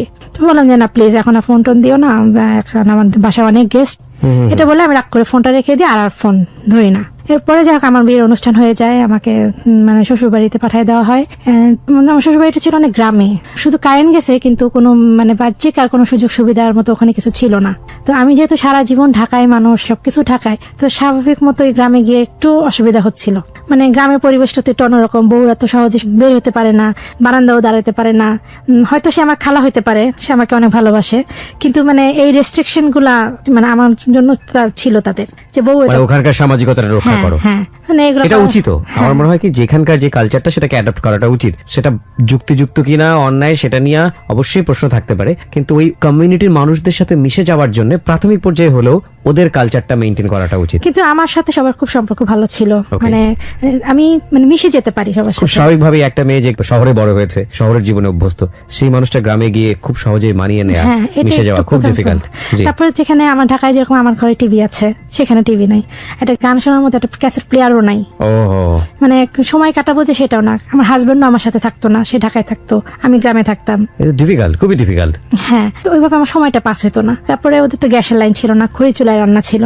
আমি বললাম আমার খালা যে আমার ননদ মানে আমার কাজিনের পরীক্ষা, তা বলে যে তুমি একটু আজকে ভাত রান্না করো। তারপরে আমি তো ভাত রান্না করবো, আমি তো চুলে জাল দিতে পারি না, পাতা দিয়ে জাল দেয় তো ওটা আমি পারি না, আর আচ্ছা। দিতে গেলেও নিভে যায়। তার মানে আমি তো জাল দিতে পারি না। তো বলছে না পারবা, চেষ্টা করো, চেষ্টা করতে করতে পারবা। ওকে, তো যাক অনেক কষ্ট আর কি দিলাম ঠিকই, কিন্তু কিছু হইলো না। পরে আমার কাজিনই এসে আমাকে হেল্প করলো, যে ভাবি তুমি পারবা না, আমি হেল্প করতেছি। এখন আমার খালু যিনি ছিলেন, উনি মারা গেছেন এখন, তখন বললো যে বউ তুমি একটু রান্না করো, তোমার হাতের একটু রান্না খাই। তখন আমি আমার ননদকে বললাম যে তুমি জাল দিবা, আমি রান্না করবো। তখন মানে ওরা জাল দিয়ে দিত আর আমি রান্না করতাম। তখন ওইভাবে একদিন রান্না করে খাওয়ালাম আর কি। আর ওদের ফ্যামিলিটা আসলে অনেক বড় ছিল, আর্থিক সচ্ছলতা ছিল না ওদের। 9টা ভাই বোনই, একটা ভাইয়ের উপরে ডিপেন্ডেন্ট পড়াশোনা। আর আমার হাজবেন্ড খুব বেশি একটা টাকা বেতন পেত না, পার টাইম মিলে 5,000 টাকা বেতন আসতো। সংসারে অনেক টানাটানি থাকতো। আমার মানে যিনি শ্বশুর ছিলেন আমার খালু, ওনার আবার একটু উচ্চ পদস্থ লোকদের সাথে চেনা জানা আছে, জি। অনেক জমি জমা ছিল। সেটা আর কি ওই যমুনা ভাঙ্গনের কারণে ওই সব জমি জমা সব ওইখানে চলে গেছে। দেখা যায় যা কিছু আছে ওইটা থেকে মাঝে মাঝে যা হয় আর কি। আর কোনো ভাই বোন কোনো ইনকাম করতো না। 2টা ননাস ছিল, দুজনের বিয়ে হয়ে গেছিল, আর বাকিগুলো সবাই পড়াশোনার উপরে ছিল। এর জন্য সব খরচ আমার হাজবেন্ডের ছিল। তো দেখা যেত যে আমি একটা কোনো কিছু চাইলেও অনেক চিন্তা ভাবনা করতে হতো যে দিতে পারবে কিনা। তো সেদিকে আমার মা আমাকে হেল্প করতো আবার, কারণ আমি যখন গ্রামে যেতাম আম্মা হয়তো আমার কাছে 1,000 বা 2,000 টাকা হাতে দিয়ে দিত, তুমি ওখানে গিয়ে খরচ করো। দেখা যেত যে ওই সপ্তাহে তখন অনেক দূর থেকে টিভি ভাড়া করা যেত, তো টিভি ক্যাসেট প্লেয়ার আমার দেবররা ভাড়া করে নিয়ে আসতো সপ্তাহে একদিন। এইভাবে তখন মানে দিনটা কাটতো। আমি দেখা যেত যে 15 দিনের বেশি থাকতে পারতাম না গ্রামে। আমি অস্থির হয়ে যেতাম যে কিভাবে থাকবো, আমার আর সময় কাটতে যেত না। তো এইভাবেই আর কি বেশ কয়েক মাস চলছিল, যে 15 অন দিন। এন্ড অফ, হ্যাঁ, ঢাকা টু ওটা ছিল সিরাজগঞ্জ। ঢাকা টু সিরাজগঞ্জ, সিরাজগঞ্জ টু হ্যাঁ। ঢাকা। হ্যাঁ, তখন আমার কাজিন কিন্তু আমার জীবনের ব্যাপারটা জানতো, কাজিন বলতে মানে যার সাথে বিয়ে হয়েছে তারেক। হ্যাঁ। ওকে, আচ্ছা। তো মাঝে মাঝে দেখা যেত যে যদি কখনো ঝগড়াঝাটি হইতো, তখন সে এটা নিয়ে আমাকে অনেক কথা শোনাতো, যে তুমি তো একজনের সাথে ভালোবাসছো। ওই সময় শোনানো শুরু করে দিল। হ্যাঁ, প্রথম থেকেই শুরু করছিল যে তুমি তো আর অন্যজনকে ভালোবাসছিলে, আমাকে বিয়ে করলা কেন? তারপর আমাকে বিয়ে করলাম, তুমি কেন করছো? তুমিও তো আরেকজনকে ভালো পছন্দ করতে, তাহলে আমাকে কেন বিয়ে করলা? দুজনের জীবনে একই কেস। হ্যাঁ, ওকে। তোমার মনে হচ্ছে তুমি কেন করো? তোমার তো সে ছিল, তুমি তো আমাকে না করতে পারতা। আর আমার খালু দেখা যেত যে গ্রামের মানুষ তো এটা সহজ সরল, যে ওই মেয়ের কথা এসে আমাকে বলতো ও তো এমন ছিল, ও তো এমন ছিল। আমার ননদরা, আমার দেবররাও ওর কথা বেশ প্রশংসা করতো। তখন এটা আমার খুব গায়ে লাগতো, যে তাহলে ও এত ভালো ছিল, তাহলে ও কি করে তা বিয়ে? আমি তো করে চলে রান্না করতে পারি না, তোমাদের সাথে কাজ করতে পারি না, তাহলে ও কি করে তা বিয়ে? প্রথম কিছু বলতাম না, হয়তো ভাবতাম দুষ্টামি করে, কিন্তু পরবর্তীতে যখন দেখি যে না প্রায় বলে, কারণ আমি যে কাজ করতে পারতাম না যেখানে আমি গিয়ে, এই জিনিসগুলো তখন ওদের মধ্যে বেশ শুরু হয়ে গেল। তখন আমার খালাও, মানে যাকে আমি এত ভালোবাসি এত পছন্দ করি, সেই খালাও দেখা গেল যে আস্তে আস্তে মানে আমার ফেভারে আর না। সে অন্যান্য খালাদের কাছে বলে যে আসে ঠিকই, কোনো কাজ করে না, সারাক্ষণ ঘরে থাকে, খালি বসিয়ে থাকে, শুয়ে থাকে, গান শুনে, কিন্তু কোনো কাজ করে না। তাহলে এই খালার ঘরেই আসলাম, এখন খালাই আমার নামে বদনাম করে যে আমি কোনো কাজ করি না, আমি কেন রান্না করি না। তারা তো জানে যে আমি রান্না করতে পারি না, তাহলে কেন এখন এগুলো বলে তারা? তখন খুব কষ্ট পেলাম। তখন এক সময় আমি ঢাকায় চলে আসি, আসার পর আমি আর যেতে চাই না, আমি আর গ্রামে যাব না। এখন আমার হাজবেন্ডকে তো বুঝাইতে হবে, আমি তখন যাবো না, আমি আম্মার কাছেই থাকবো, পড়াশোনাটা স্টার্ট করি। তখন কিন্তু আমার ইন্টারটা পরীক্ষা দেওয়া হয় না, বিয়ের জন্য ইন্টারটা পরীক্ষা দেওয়া হয়নি। তখন আমি উন্মুক্ততে ভর্তি হলাম, কিন্তু সেখানে আমার কন্টিনিউ করতে পারলাম না, কারণ এর মধ্যে জীবনও কিন্তু ফোন দেওয়া শুরু করলো। মানে সব মিলে আমি একদম পুরা হজবরল, কোনো দিকে আমি মন লাগাতে পারছি না, পড়াশোনাতেও না, তারেকের দিকেও না, জীবনের দিকেও না। জীবনের দিকেও না মানে কি? জীবনের দিকে লাগানোর তো প্রশ্নই ওঠে না। হ্যাঁ, বাট আপনার দুর্বলতা আছে, হ্যাঁ, এটা আপনি অস্বীকার করতে পারবেন না। হ্যাঁ, Right, দুর্বলতাটাই। জীবন তো এর মধ্যে ভাবির বাসায় ফোন দেয়, ভাবিও আবার এসে আমাকে বলে যে এটা বলছে ওটা বলছে, পরে আবার এইসব ক্ষেত্রে একটু ভাবিদেরকে নিয়ে একটু বলতে চাই আমি। সরি, আমি আপনাকে ইন্টারাপ্ট করছি। ভাবিরা আসলে প্রেমের জন্য অনেক বেশি সহায়ক।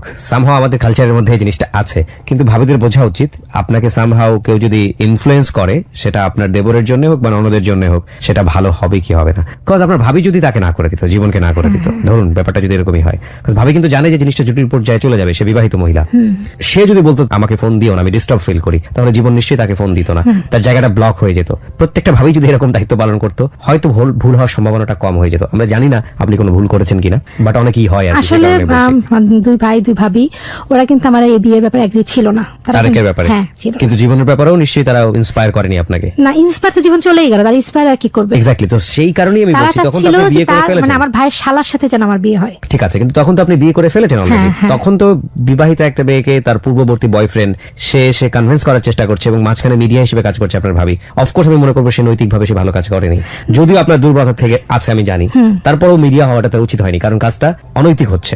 হ্যাঁ, ওকে, বলুন তারপর। এরপরে ভাবি আসলে আমার তারেকের সাথে বিয়েটা পছন্দ করতো না। আমার আব্বা মা এগুলো ইগনোর করেছে যে না, আমার মেয়ে যেখানে ভালো সেখানে আমি দিছি। আচ্ছা, তো একসময় এগুলো কথা তো আবার আমার কানেও আসতো। আচ্ছা, তো যে আসলে তো আমি আজকে ঢাকায় একটা ফ্ল্যাট বাসায় নিয়ে থাকতাম, গ্রামে থাকতে হইতো না। মানে এই জিনিসগুলো আমার মনের মধ্যে কাজ করতে লাগলো। এটা তো আসলে কেমন না যে বিয়ের পরে মেয়েরা ছোট ছোট জিনিসের জন্য বাপ মার কাছেই চাইতে হয়, হাজবেন্ডের কাছে চাইতে পারে না। এগুলা নিয়ে আর কি অনেক কমপ্লেক্সন তৈরি হয়ে গেল।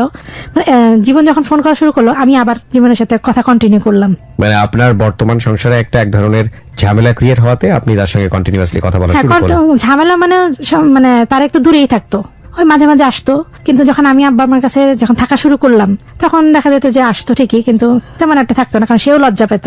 তারপর আমিও ওইভাবে জীবনের সাথে ওই পাশাপাশি কথা বলতাম, ওই দেখা যেত যে কথা বলতে বলতে আমিও উইক হয়ে যেতাম। এইভাবে চলতে লাগলো আমার। আপনি যে উইকটা হচ্ছেন, তারেক কি বুঝতে পারতো বিষয়টা? কারণ ও তো সবসময় থাকতো না আমার সাথে। এই উইক বলতেটা কি বোঝাচ্ছেন? মানে আপনি জীবনের প্রতি উইক বলতে কি ওকে টাইম দিচ্ছেন, ফোনে কথা বলছেন, কোনো প্ল্যানিং করছেন, এরকম কোনো কিছু? মানে ও আমাকে কনভিন্স করার চেষ্টা করছে। ও কি বলার চেষ্টা করছে? হচ্ছে যে আমি বাংলাদেশে আসবো, এসে তোমাকে আমি বিয়ে আবার নিব, এটা বলছে। আর আপনি এটাকে সায় দিয়ে যাচ্ছেন? আমি তখনও সায় দেই না, বুঝতে না, এটা সম্ভব। আপনি কনফিউজ? হ্যাঁ, আমি কনফিউজড। কি রেজাল্ট দাঁড়ায় বলেন তারপরে? এর মধ্যে একদিন জীবনের সাথে আমার বেশ অনেক কথা কাটাকাটি হয় কোন একটা কারণে। তখন মনে হয় যে না, এখন আর ওর সাথে মানে রিলেশন রাখাটা ঠিক হবে না, ফোনেও রাখাটা ঠিক হবে না, যা হয়েছে হয়েছে, দূরে থাকে, দূরেই ভালো। কেন জানি নিজের অনেক গিল্টি ফিল হচ্ছিল, তারে আমি কয়েকদিন তারিখে ঠকাইছি। সে আমার হাজবেন্ড, আমি তাকে রেখে আমি ওর সাথে কথা বলছি, এটা তো ঠিক হয়নি। তখন আমি এক পর্যায়ে আমি তারেককে সব বলে দিই, যে ফোন করে আমি আছে কথা বলছিলাম। তারেককে বলেন আপনি? তারেককে এটা বলে দিই। মানে কোনো প্রেক্ষাপটে বলেন নাকি মনে হলো যে বলার প্রয়োজন আসলে? না, আমার মনে হলো যে এটা ঠিক হচ্ছে না, তারেকের প্রতি এটা অন্যায় হচ্ছে, আমি তাকে ঠকাচ্ছি, কারণ আমি জীবনের সাথে কথা বলছি। তো আপনি বলে কি বললেন? আমি সরি, বলাটা উচিত হয়নি, এরকম কিছু? এটা জীবনের সাথে আপনার গন্ডগোল হলো বলেই আপনি বললেন, না হলে বলতেন না? না। এই যে একটা বিষয়, মানে আমাদের মনটা যে এত বেশি পরিমাণে আমাদেরকে নিয়ন্ত্রণ করে, আমরা যে মনকে নিয়ন্ত্রণ করতে পারি না। দেখুন, ওনার যখন ভালো সম্পর্ক জীবনের সঙ্গে, তখন কিন্তু সে তারেকের সাথে গিল্টি ফিল করছে না। যখন দেখা গেল জীবনের সঙ্গে গন্ডগোল হয়েছে, মন তার প্রতি বিতশ্রদ্ধ হয়েছে, তখন গিয়ে সে মনে হলো যে না, তারেকের প্রতি অন্যায় করছে। এটা না, সিচুয়েশনালি মন আমাদেরকে কন্ট্রোল করে, আমাদেরও মনকে কন্ট্রোল করা উচিত। এইভাবে মন আমাদেরকে নিয়ন্ত্রণ করতে করতে এমন একটা বিপদের দিকে ফেলে দেয়, যখন মনও কাজ করে না, যুক্তিও কাজ করে না, বিপদটা মেনে না নেওয়া ছাড়া। জানি না আপনার ক্ষেত্রে কি হয়েছে, বলুন তারপর। তারেক এটা স্বাভাবিকভাবে সে হাজবেন্ড সেটা মেনে নিতে পারে না। অফকোর্স, আর 10টা ছেলে যেটা হবে ওর ক্ষেত্রে সেটাই হ্যাঁ হয়েছে। সেটাই, অনেক চিল্লাচিল্লি করে, পুরো বাসার মানুষ জানাজানি হয়ে যায়। পরে সে এক পর্যায়ে বাসা থেকে বের হয়ে যায় ঢাকাতে। হ্যাঁ আপনাদের বাড়িতে? আমাদের বাসায়। হ্যাঁ। পরে মানে সে তার মেসে চলে যায়। তখন আমার ছোট খালু ছিলেন আর কি, উনি সিরাজগঞ্জ থেকে আসলেন, মানে উনি আমার উকিল বাবা ছিলেন, তো তারেক আবার ওনাকে সব বলছে। পরে বললাম যে খালু এটা হয়েছে, বলেছে কেন এটা করতে গেছো? খালু আসলে আমি ওর প্রতি উইক হয়ে গেছিলাম, আমি পারছিলাম না। এরপরে খালু বললো যে আসলে তুমি সারাদিন বাসায় থাকো, এখন এইভাবে একা থাকলে তো স্বাভাবিক এগুলো উল্টাপাল্টা মাথায় ঢুকবেই, তোমার এখন সংসারের ভিতরে ঢুকে যাওয়া উচিত। তখন খালু সলিউশন দিল যে তুমি আর জীবনের সাথে কন্ট্যাক্ট করবা না। আব্বা আমাকে বললো যে ওকে একটা আলাদা বাসা নিয়ে দেন, ও যখন নিজের সংসারের ভিতর থাকবে, নিজের কাজকর্ম করবে, তখন বিজি থাকবে। আম্মাও বললো যে তুমি এটা ঠিক করো নাই। তখন আমি আর এগুলো নিয়ে কোনো কথা বলি নাই। তারেককেও সবাই বুঝায় টুঝায় পরে আনছে, আমিও তখন তারেককে সরি বলছি। তখন আমি আলাদা বাসা নিয়ে নিই, উত্তরাতে এক পুরা সাইড ওয়াল, উপরে একটা টিনের ঘর, নতুন সংসার যেটা আমাদের 2 রুম। তারেকের সঙ্গে? হ্যাঁ, পুরো পেমেন্ট আমার আব্বাই করে, মানে বাসা ভাড়া বাজার খরচ আব্বাই দেয় তখন। আচ্ছা। কারণ তারেকের অ্যাবিলিটি নাই। তবে ওখানে বেশ ভালোই চলতে লাগলো আমাদের সংসার, বেশ ভালোই। আমাদের 2000-এ বিয়ে হয় আমার তারেকের সাথে, এর মধ্যে 1 বছর হয়েও যায়। 2002-এ একদিন আমার এক বান্ধবী ছিলেন, ওর কাছে জীবন ফোন করে। এর মধ্যে কিন্তু আমার সাথে অনেকদিন জীবনের কন্ট্যাক্ট নাই, সংসার ভালো চলছে। হ্যাঁ চলছে। তখন বান্ধবী আমাকে ফোন করে বলে যে ওরকম তোর সাথে কথা বলতে চাই। আমি কেন, ও তো উল্টাপাল্টা কথা বলে, আমি ওর সাথে কেন কথা বলবো, এখন আর এগুলো করবো না। যখন ও আমার বান্ধবী ওকে না করে দেয়, কিন্তু তারপরে ও মানে না। ও কিভাবে আমার বাসার ফোন নাম্বারটাও পেয়ে যায়। পরে আমার বাসার নাম্বারটা তে ও একদিন ফোন করে, ফোনটা আমি ধরি, তখন আবার শুরু হলো। না তুমি তো এগুলো বললো আমাকে, তুমি বললো যে আমি লোভী নাই। আপনি ইকুয়েশন গুলো যাচ্ছেন কেন? আপনি সঙ্গে সঙ্গে উচিত ছিল ওকে ব্লক করে দেয়া, যেহেতু আপনি ভালো আছেন তারকের সঙ্গে, কেন সেটা করছিলেন না? মানে আমি ওকে ভুলতেই পারছিলাম না, আমি ওকে উইকনেসটা আমার এত বেশি যে ও ফোন করলে আমি মনে হলো যে আমি শেষ, ওইখানেই শেষ হয়ে যেতাম। ওকে, বলেন তারপর। আবার এইভাবেই কথা, আবারও কথা শুরু হলো। হ্যাঁ আবার কথা শুরু হলো, আবার ওই সুখের সংসারে অঘটন ঢুকলো। কিন্তু একটা জিনিস এখানে মনে রাখবেন যে আজকে রিদিকে অনেকেই জাজ করছেন, বিশেষ করে ফেসবুকে আমি দেখতে পাচ্ছি অনেক কমেন্টস আসছে যেখানে রিদিকে গালমন্দ করা হচ্ছে, বকা দেওয়া হচ্ছে, ভুলের কথা বলা হচ্ছে। ও কিন্তু ওর ভুলটা জেনে এখানে এসেছে। এই রিদি কিন্তু সমাজে একটা রিদি না, এরকম অসংখ্য রিদি হয়তোবা আছেন যাদেরকে সচেতন করার জন্য আমাদের আজকের এই গল্প। সুতরাং গেস্টকে গালমন্দ করা, গেস্টকে বোকা বলা, এটা আমাদের অনুষ্ঠানের উদ্দেশ্য নয়। আমাদের উদ্দেশ্য হচ্ছে তাকে শুনে আপনি নিজে সতর্ক হন। ওকে, বলেন তারপর। এরপরে কলিং কার্ড গুলো পাওয়া যেত বাইরে ফোন করার জন্য। তখন আমি কলিং কার্ড দিয়ে কথা বলা শুরু করলাম, মানে বাইরে ফোন ফ্যাক্সের দোকান থেকে। এবং তখন থেকে আমাদের প্ল্যান শুরু হলো যে ও দেশে আসবে, আমি ওকে বিয়ে করবো। আপনি রাজি হয়ে গেলেন? হ্যাঁ, আমিও রাজি হয়ে গেলাম। তারেকের দোষটা কি ছিল? তার কোনো দোষ ছিল না। আপনি আবার বলেন লাইনটা। তার কোনো দোষ ছিল না। এক্স্যাক্টলি, এই লাইনটা 2 বার আপনার মুখ থেকে উচ্চারিত হয়েছে, এটা আমার ভালো লেগেছে মনের মধ্যে। তাহলে আমি আছি। তো বললো যে না, আমি তো চাই তুমি থাকো। তাহলে কি করবো? তো বললো যে ঠিক আছে, তাহলে তুমি তারেকে ডিভোর্স দাও। আচ্ছা। তারপরে যে এখন তো ফ্যামিলিতে ডিভোর্সের কথা বললে তো দিবে না। এর মধ্যে তারেকের সাথে আমার মানে স্মুথলি চলছিল, যে তা না মানে যেটা সংসারে হয়, ঝগড়াঝাটি তো লাগবেই, ছিলই সেটা টুকটাক যেটা হয়। হ্যাঁ, মানে যেহেতু তার ওরকম কোনো অ্যাবিলিটি ছিল না, তো যে এগুলো নিয়ে বেশিরভাগ লাগতো। ঝগড়াঝাটিটা হয়তো মানে টাকা পয়সা তো সব বাবা মাই দিচ্ছে আমার, সে তো কিছু করছে না, প্রবলেম গুলো এগুলো নিয়ে হয়তো বেশি। ওর সাথে তখন আমি মানে বেশ জীবন আসার পর আমার গ্যাপ হয়ে গেল, মানে ফিজিক্যাল রিলেশন হতো না। এই গ্যাপটা কেন হলো? এই গ্যাপটা মানে ওই দেখা যেত যে যখন ঝগড়া লাগতো তখন এমনিতেই তো হাজব্যান্ড ওয়াইফ গ্যাপ হয়ে যেত, দেখা যেত জীবন আসার পরে এই গ্যাপটা আর একটু দূরে হয়ে গেল। এটা আপনার সাইড থেকে হচ্ছিল নাকি তারেকের সাইড থেকে? দুইজনই। ওকে। কারণ ঝগড়া লাগতো যখন সেও কাছে থাকতো না, অন্য রুমে থাকতো, বা আমি নিচে ঘুমাইতাম বা সে খাটে ঘুমাতো, এরকম আর কি। তো কিন্তু পরে আমি বলছি যে দেখো এইভাবে তো সম্ভব না, তুমি আমাকে ডিভোর্স দিয়ে দাও। আপনি বললেন? আমি বললাম যে আমি তোমার সাথে থাকতে পারতেছি না, তোমার সাথে আমার অ্যাডজাস্ট হয় না। তখন সে ভাবলো যে আমি দুষ্টামি করতেছি, বলকে তুমি কি পাগল হয়ে গেলা? আমি পাগল কিসের, আমি তোমার সাথে থাকতে পারতেছি না, তোমার আমার ভালো লাগতেছে না, আশ্চর্য তো, এখন আমি ডিভোর্স চাই, আমি তোমার সাথে থাকবো না। এটা তো বেসিক্যালি জীবনের কারণেই আপনি বলছেন। হ্যাঁ, কিন্তু তারেক রাজি হয় না, সে আমার আম্মাকে বলে দেয় কথাটা। তা আমি বলছি এমন কি হয়েছে যে একটা ডিভোর্সের কথা উঠতেছে? আম্মা অনেক বকাঝকা, অনেক গালি গালাজ করলো। এর মধ্যে পরে জীবনের সাথে সব ঠিকঠাক হয়ে গেল যে না, আমি ওর কাছে চলে যাবো। জীবন বলেছে ঠিক আছে তুমি কোর্টে আসো। আমি তখন জানি না কোর্ট কোথায়, পুরান ঢাকা সম্ভবত, ওইখানে একটা কোথাও একটা অ্যাডভোকেটের কাছে আমাকে নিয়ে গেছিল। গেলাম, ওখানে যাওয়ার পর বলতেছে যে তুমি আগে তারেকে ডিভোর্স দাও, কারণ তারেকে ডিভোর্স না দিলে তুমি আমাকে বিয়ে করতে পারবা না। তখন আমি ঠিক আছে। তখন আমি ওই সময় পেপারসে তারেকে ডিভোর্স দিই, তখনই জীবনকে বিয়ে করি, ওই সময়ই করি বিয়ে। ওই সময় ডিভোর্স দিয়ে আপনি ওই সময় বিয়ে করেন? হ্যাঁ। এটা তো বোধহয় নিয়মগতভাবে করাও যাবে না। হ্যাঁ, ওই সময় এটা জানতাম না যে ডিভোর্সের পরে 3 মাস যে ওয়েট করতে হয়, তারপরে এটা কার্যকর হয় ডিভোর্সটা, তারপরে বিয়ে করতে হয়, এটা জানতাম না। মানে তখন জীবন আমাকে যা বুঝাচ্ছে আমি তাই বুঝতেছি, যে বুঝতে না এইভাবে করা যায়। এবং আপনি যে ডিভোর্সটা দিলেন, আপনি আপনার ফ্যামিলি কারোর সঙ্গে কাউন্সিলিং না করেন না না, কারোর সাথেই না। একবার আপনার চিন্তা হয় না যে আপনি যেহেতু অ্যাডাপ্টেড, যেহেতু আপনি বলছিলেন যে আপনি ইনসিকিউর, সুতরাং এই বিষয়গুলো নিয়ে ভবিষ্যতে কোনো প্রবলেম হলে আপনার ফ্যামিলি থেকে আপনাকে অ্যাকসেপ্ট করবে কিনা, এইগুলো চিন্তা আপনার হয়নি? মানুষ ইমোশনাল লেভেল থেকে কত পরিমাণ ইমোশন হতে পারে, একের পর এক বিভিন্ন রকমের কনফিউশন ক্রিয়েট হচ্ছে জীবনের সাথে, বড় বড় স্টেজের কনফিউশন, যে ছেলেটাকে আসলে জীবনে নেয়া রাখা যায় কিনা। তারপরেও উনি অন্ধের মতো সেই ছেলেটাকে লাভ করে যাচ্ছেন। এটা লাভ বলবো না, ইমোশনাল ব্লাইন্ড বলবো, আমি ঠিক জানি না। ওকে, আপনি বিয়ে করলেন? হ্যাঁ, তারপর? হ্যাঁ, ওই মুহূর্তে বিয়ে করলাম। ও বললো যে তুমি তোমার বাসায় চলে যাও, আমি আমার বাসায় চলে যাই। ঠিক আছে। বাসা বলতে আপনি কোথায় যাবেন? আপনার বাসা তো আপনার হাজবেন্ডের সঙ্গে। হ্যাঁ, ওইখানেই। ও ওখানে আমাকে পাঠিয়ে দিল আবার। তো বলেছে তুমি ওখানে যাও, কিন্তু তোমার হাজবেন্ডের সাথে কিন্তু এখন তোমার কোনো রকম কোনো ফিজিক্যাল রিলেশনে থাকা যাবে না, কারণ তুমি এখন আমার বউ। তো বললাম যে না, এরকম হবে না, কারণ আমি না চাইলে তো সে পারবে না, সমস্যা নেই। তো বললো যে ঠিক আছে। ও আমাকে ওইভাবে পাঠিয়ে দিল। ওকে। তো অবভিয়াসলি তারেক আমার হাজবেন্ড, সে তো চাইবেই আমার কাছে আসতে। তখন তো সে জানেন আপনি তাকে ডিভোর্স না দিয়েছেন? না না না, স্বাভাবিক মতো সে আমার কাছে আসতে চাইবে, কিন্তু আমি তো তাকে কাছে আসতে দিচ্ছি না, কারণ তখন আমার মাথায় তো একটাই যে আমি তো এখন জীবনের বউ, আমি তোকে ডিভোর্স দিয়ে দিচ্ছি। মানে এরকম দুই রাত গেল, মানে অনেক কষ্টে নিজেকে সেভ করলাম।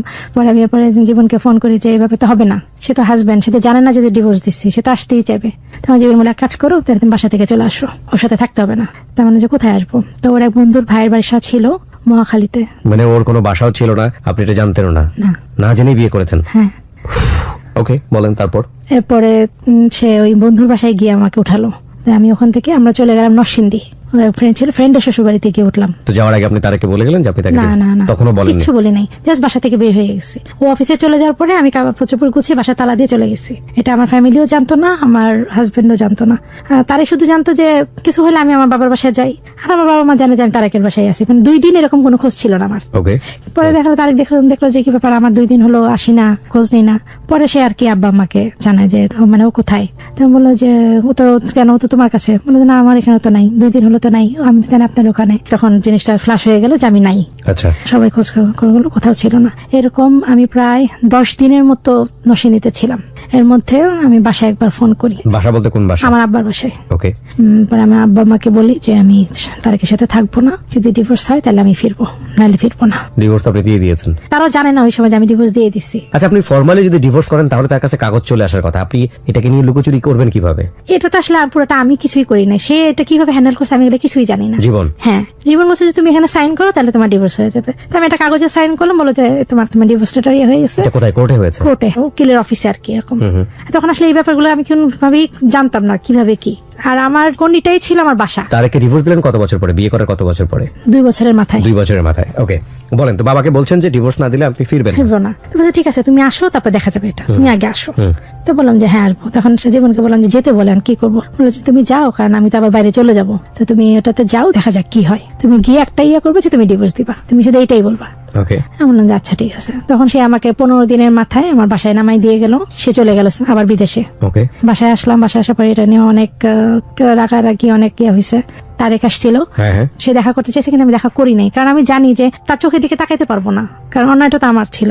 সে তো কোনো দোষ করে নাই, তোমার কোনো অন্যায় নাই বা ভুল করছি আমি, এটা আসলে বলার সাহস ছিল না ওই সময় আমার। আর ওকে। ও অনেক কথা বলতে চাইছে, রিকোয়েস্ট করছে যে একবার কথা বলি, কিন্তু আমি ওর কোনো কথা শুনি নাই, কারণ আমি জানি কথা বললে সে যে কষ্টগুলো পাচ্ছে, সে যে কাঁদতেছে, এটা আমি সহ্য করতে পারবো না। তখন আমি আরো কনফিউজড হয়ে যাবো, আমি কি করবো, আমি পাগল হয়ে যাবো ওই সময়। এই জন্য আমি মানে ওই সাইডটাতে যাই নেই। আম্মা একদমই রাজি ছিল না, অনেক গালিগালাজ, উনি আমার সাথে কথাও বলেন নাই। আব্বা আমাকে পরে কাজী অফিসে নিয়ে গিয়ে ডিভোর্স করায় দেয়। তখন ওই যে পেপার যেটা বললেন যে চলে যায় হাজবেন্ডের কাছে, ওটা আর কি হলো। এরপরে জীবনের কথা এভাবেই মানে তারা বুঝতে পারছে যে আমি তার সাথেই গেছি, কিন্তু তারা কিছু বলে নাই ওই সময়। কিন্তু আমার ছোট ভাবি জানতো। তো বলে যে ঠিক আছে, জীবন বিদেশে আছে, এখন থাক, পরিস্থিতি ঠান্ডা হোক, আসুক 1 বছর পরে, তখন দেখা যাবে, এখন আর এটা নিয়ে দরকার নেই। আব্বা আর আমাকে তার বাসায় তুললো না, আমাকে তখন আমার ভাইয়ের বাসায় রেখে দিল, কারণ আম্মা আমাকে সহ্য করতে পারছিল না ওই সময়, কারণ তার বোনের সাথে একটা সম্পর্ক নষ্ট হয়ে গেল, তার বোনের ছেলেটার সাথে এরকম একটা অন্যায় হলো, মানে এগুলা সে মানতে পারতেছিল না, যার জন্য আম্মা আমাকে বাসায় আর একসেপ্ট করে নাই। আমি পুরা 2-3 মাস বাসায় যাইনি, ছোট ভাইয়ের বাসায় ছিলাম। আপনি কারণ কি বলছিলেন যে তারেককে আপনি যে ডিভোর্স দিচ্ছেন? অ্যাডজাস্টমেন্ট হচ্ছিল না, শুধু একটা লাইন। অ্যাডজাস্টমেন্ট হচ্ছিল না ইন হোয়াট সেন্স? বিভিন্ন রকমের কোশ্চেন করে মানুষ, ছেলেটা কি ফিজিক্যাল ডিসেবিলিটি আছে? না, সাধারণত আমাদের সোসাইটিতে এই ধরনের কোশ্চেনটাই করা হয় ফার্স্ট। এবং অদ্ভুত বিষয় হচ্ছে ডিভোর্স দেবার জন্য ছেলের পক্ষ এবং মেয়ের পক্ষ থেকে যে ধরনের কারণগুলো দেয়া আছে ওখানে ডিভোর্স পেপারে সাইন করার জন্য, যে আপনি যে কারণগুলোতে ছেলেকে ডিভোর্স দিতে পারেন, তার মধ্যে মানে সর্বোচ্চ গুরুত্ব দেওয়া হচ্ছে ফিজিক্যাল ডিসেবিলিটিকে। মানে প্রথম দিকের ক্যাটাগরির মধ্যে প্রথম ফিজিক্যাল ডিসেবিলিটি বলতে আমি ফিজিক্যাল সেক্সুয়াল ডিসেবিলিটির কথা বলতেছি। এবং এটা কতটা লজ্জাজনক, ইনহিউম্যানিটিক, এই জিনিসগুলো একটু অনেক মান্ধাতার আমলের, ব্রিটিশ আমলের জিনিস। আমার মনে হয় এগুলো একটু চিন্তা ভাবনা করা উচিত। আপনি যখন বললেন যে অ্যাডজাস্টমেন্ট হচ্ছে না, সমাজের 8-10 জন মানুষ চিন্তা করবে তার ফিজিক্যাল ডিসেবিলিটি আছে, কারণ আর তখন আপনাদের বাচ্চা কাচ্চা কিছু হয় নাই। সো এটা একটা ব্যাপার। আবার যদি বাচ্চা কাচ্চা হয়ে গিয়ে থাকে তখন আবার এটা বিশ্বাস করতে চাইবে না। সো দুটোই কিন্তু খুব কন্ট্রাডিক্টরি, যে বাচ্চা কাচ্চা হয়ে যাওয়াই মানে যে ফিজিক্যালি সে অ্যাবল, এটাও প্রমাণ করে না। তো আলটিমেটলি কি বোঝাচ্ছিলেন আপনি আপনার ফ্যামিলিকে? শুধু একটাই ওয়ার্ড, ফিনান্সিয়াল যে প্রবলেম গুলো চলছিল। আপনার গায়ে হাত তুলতো? না, কখনো গায়ে হাত তুলিনি।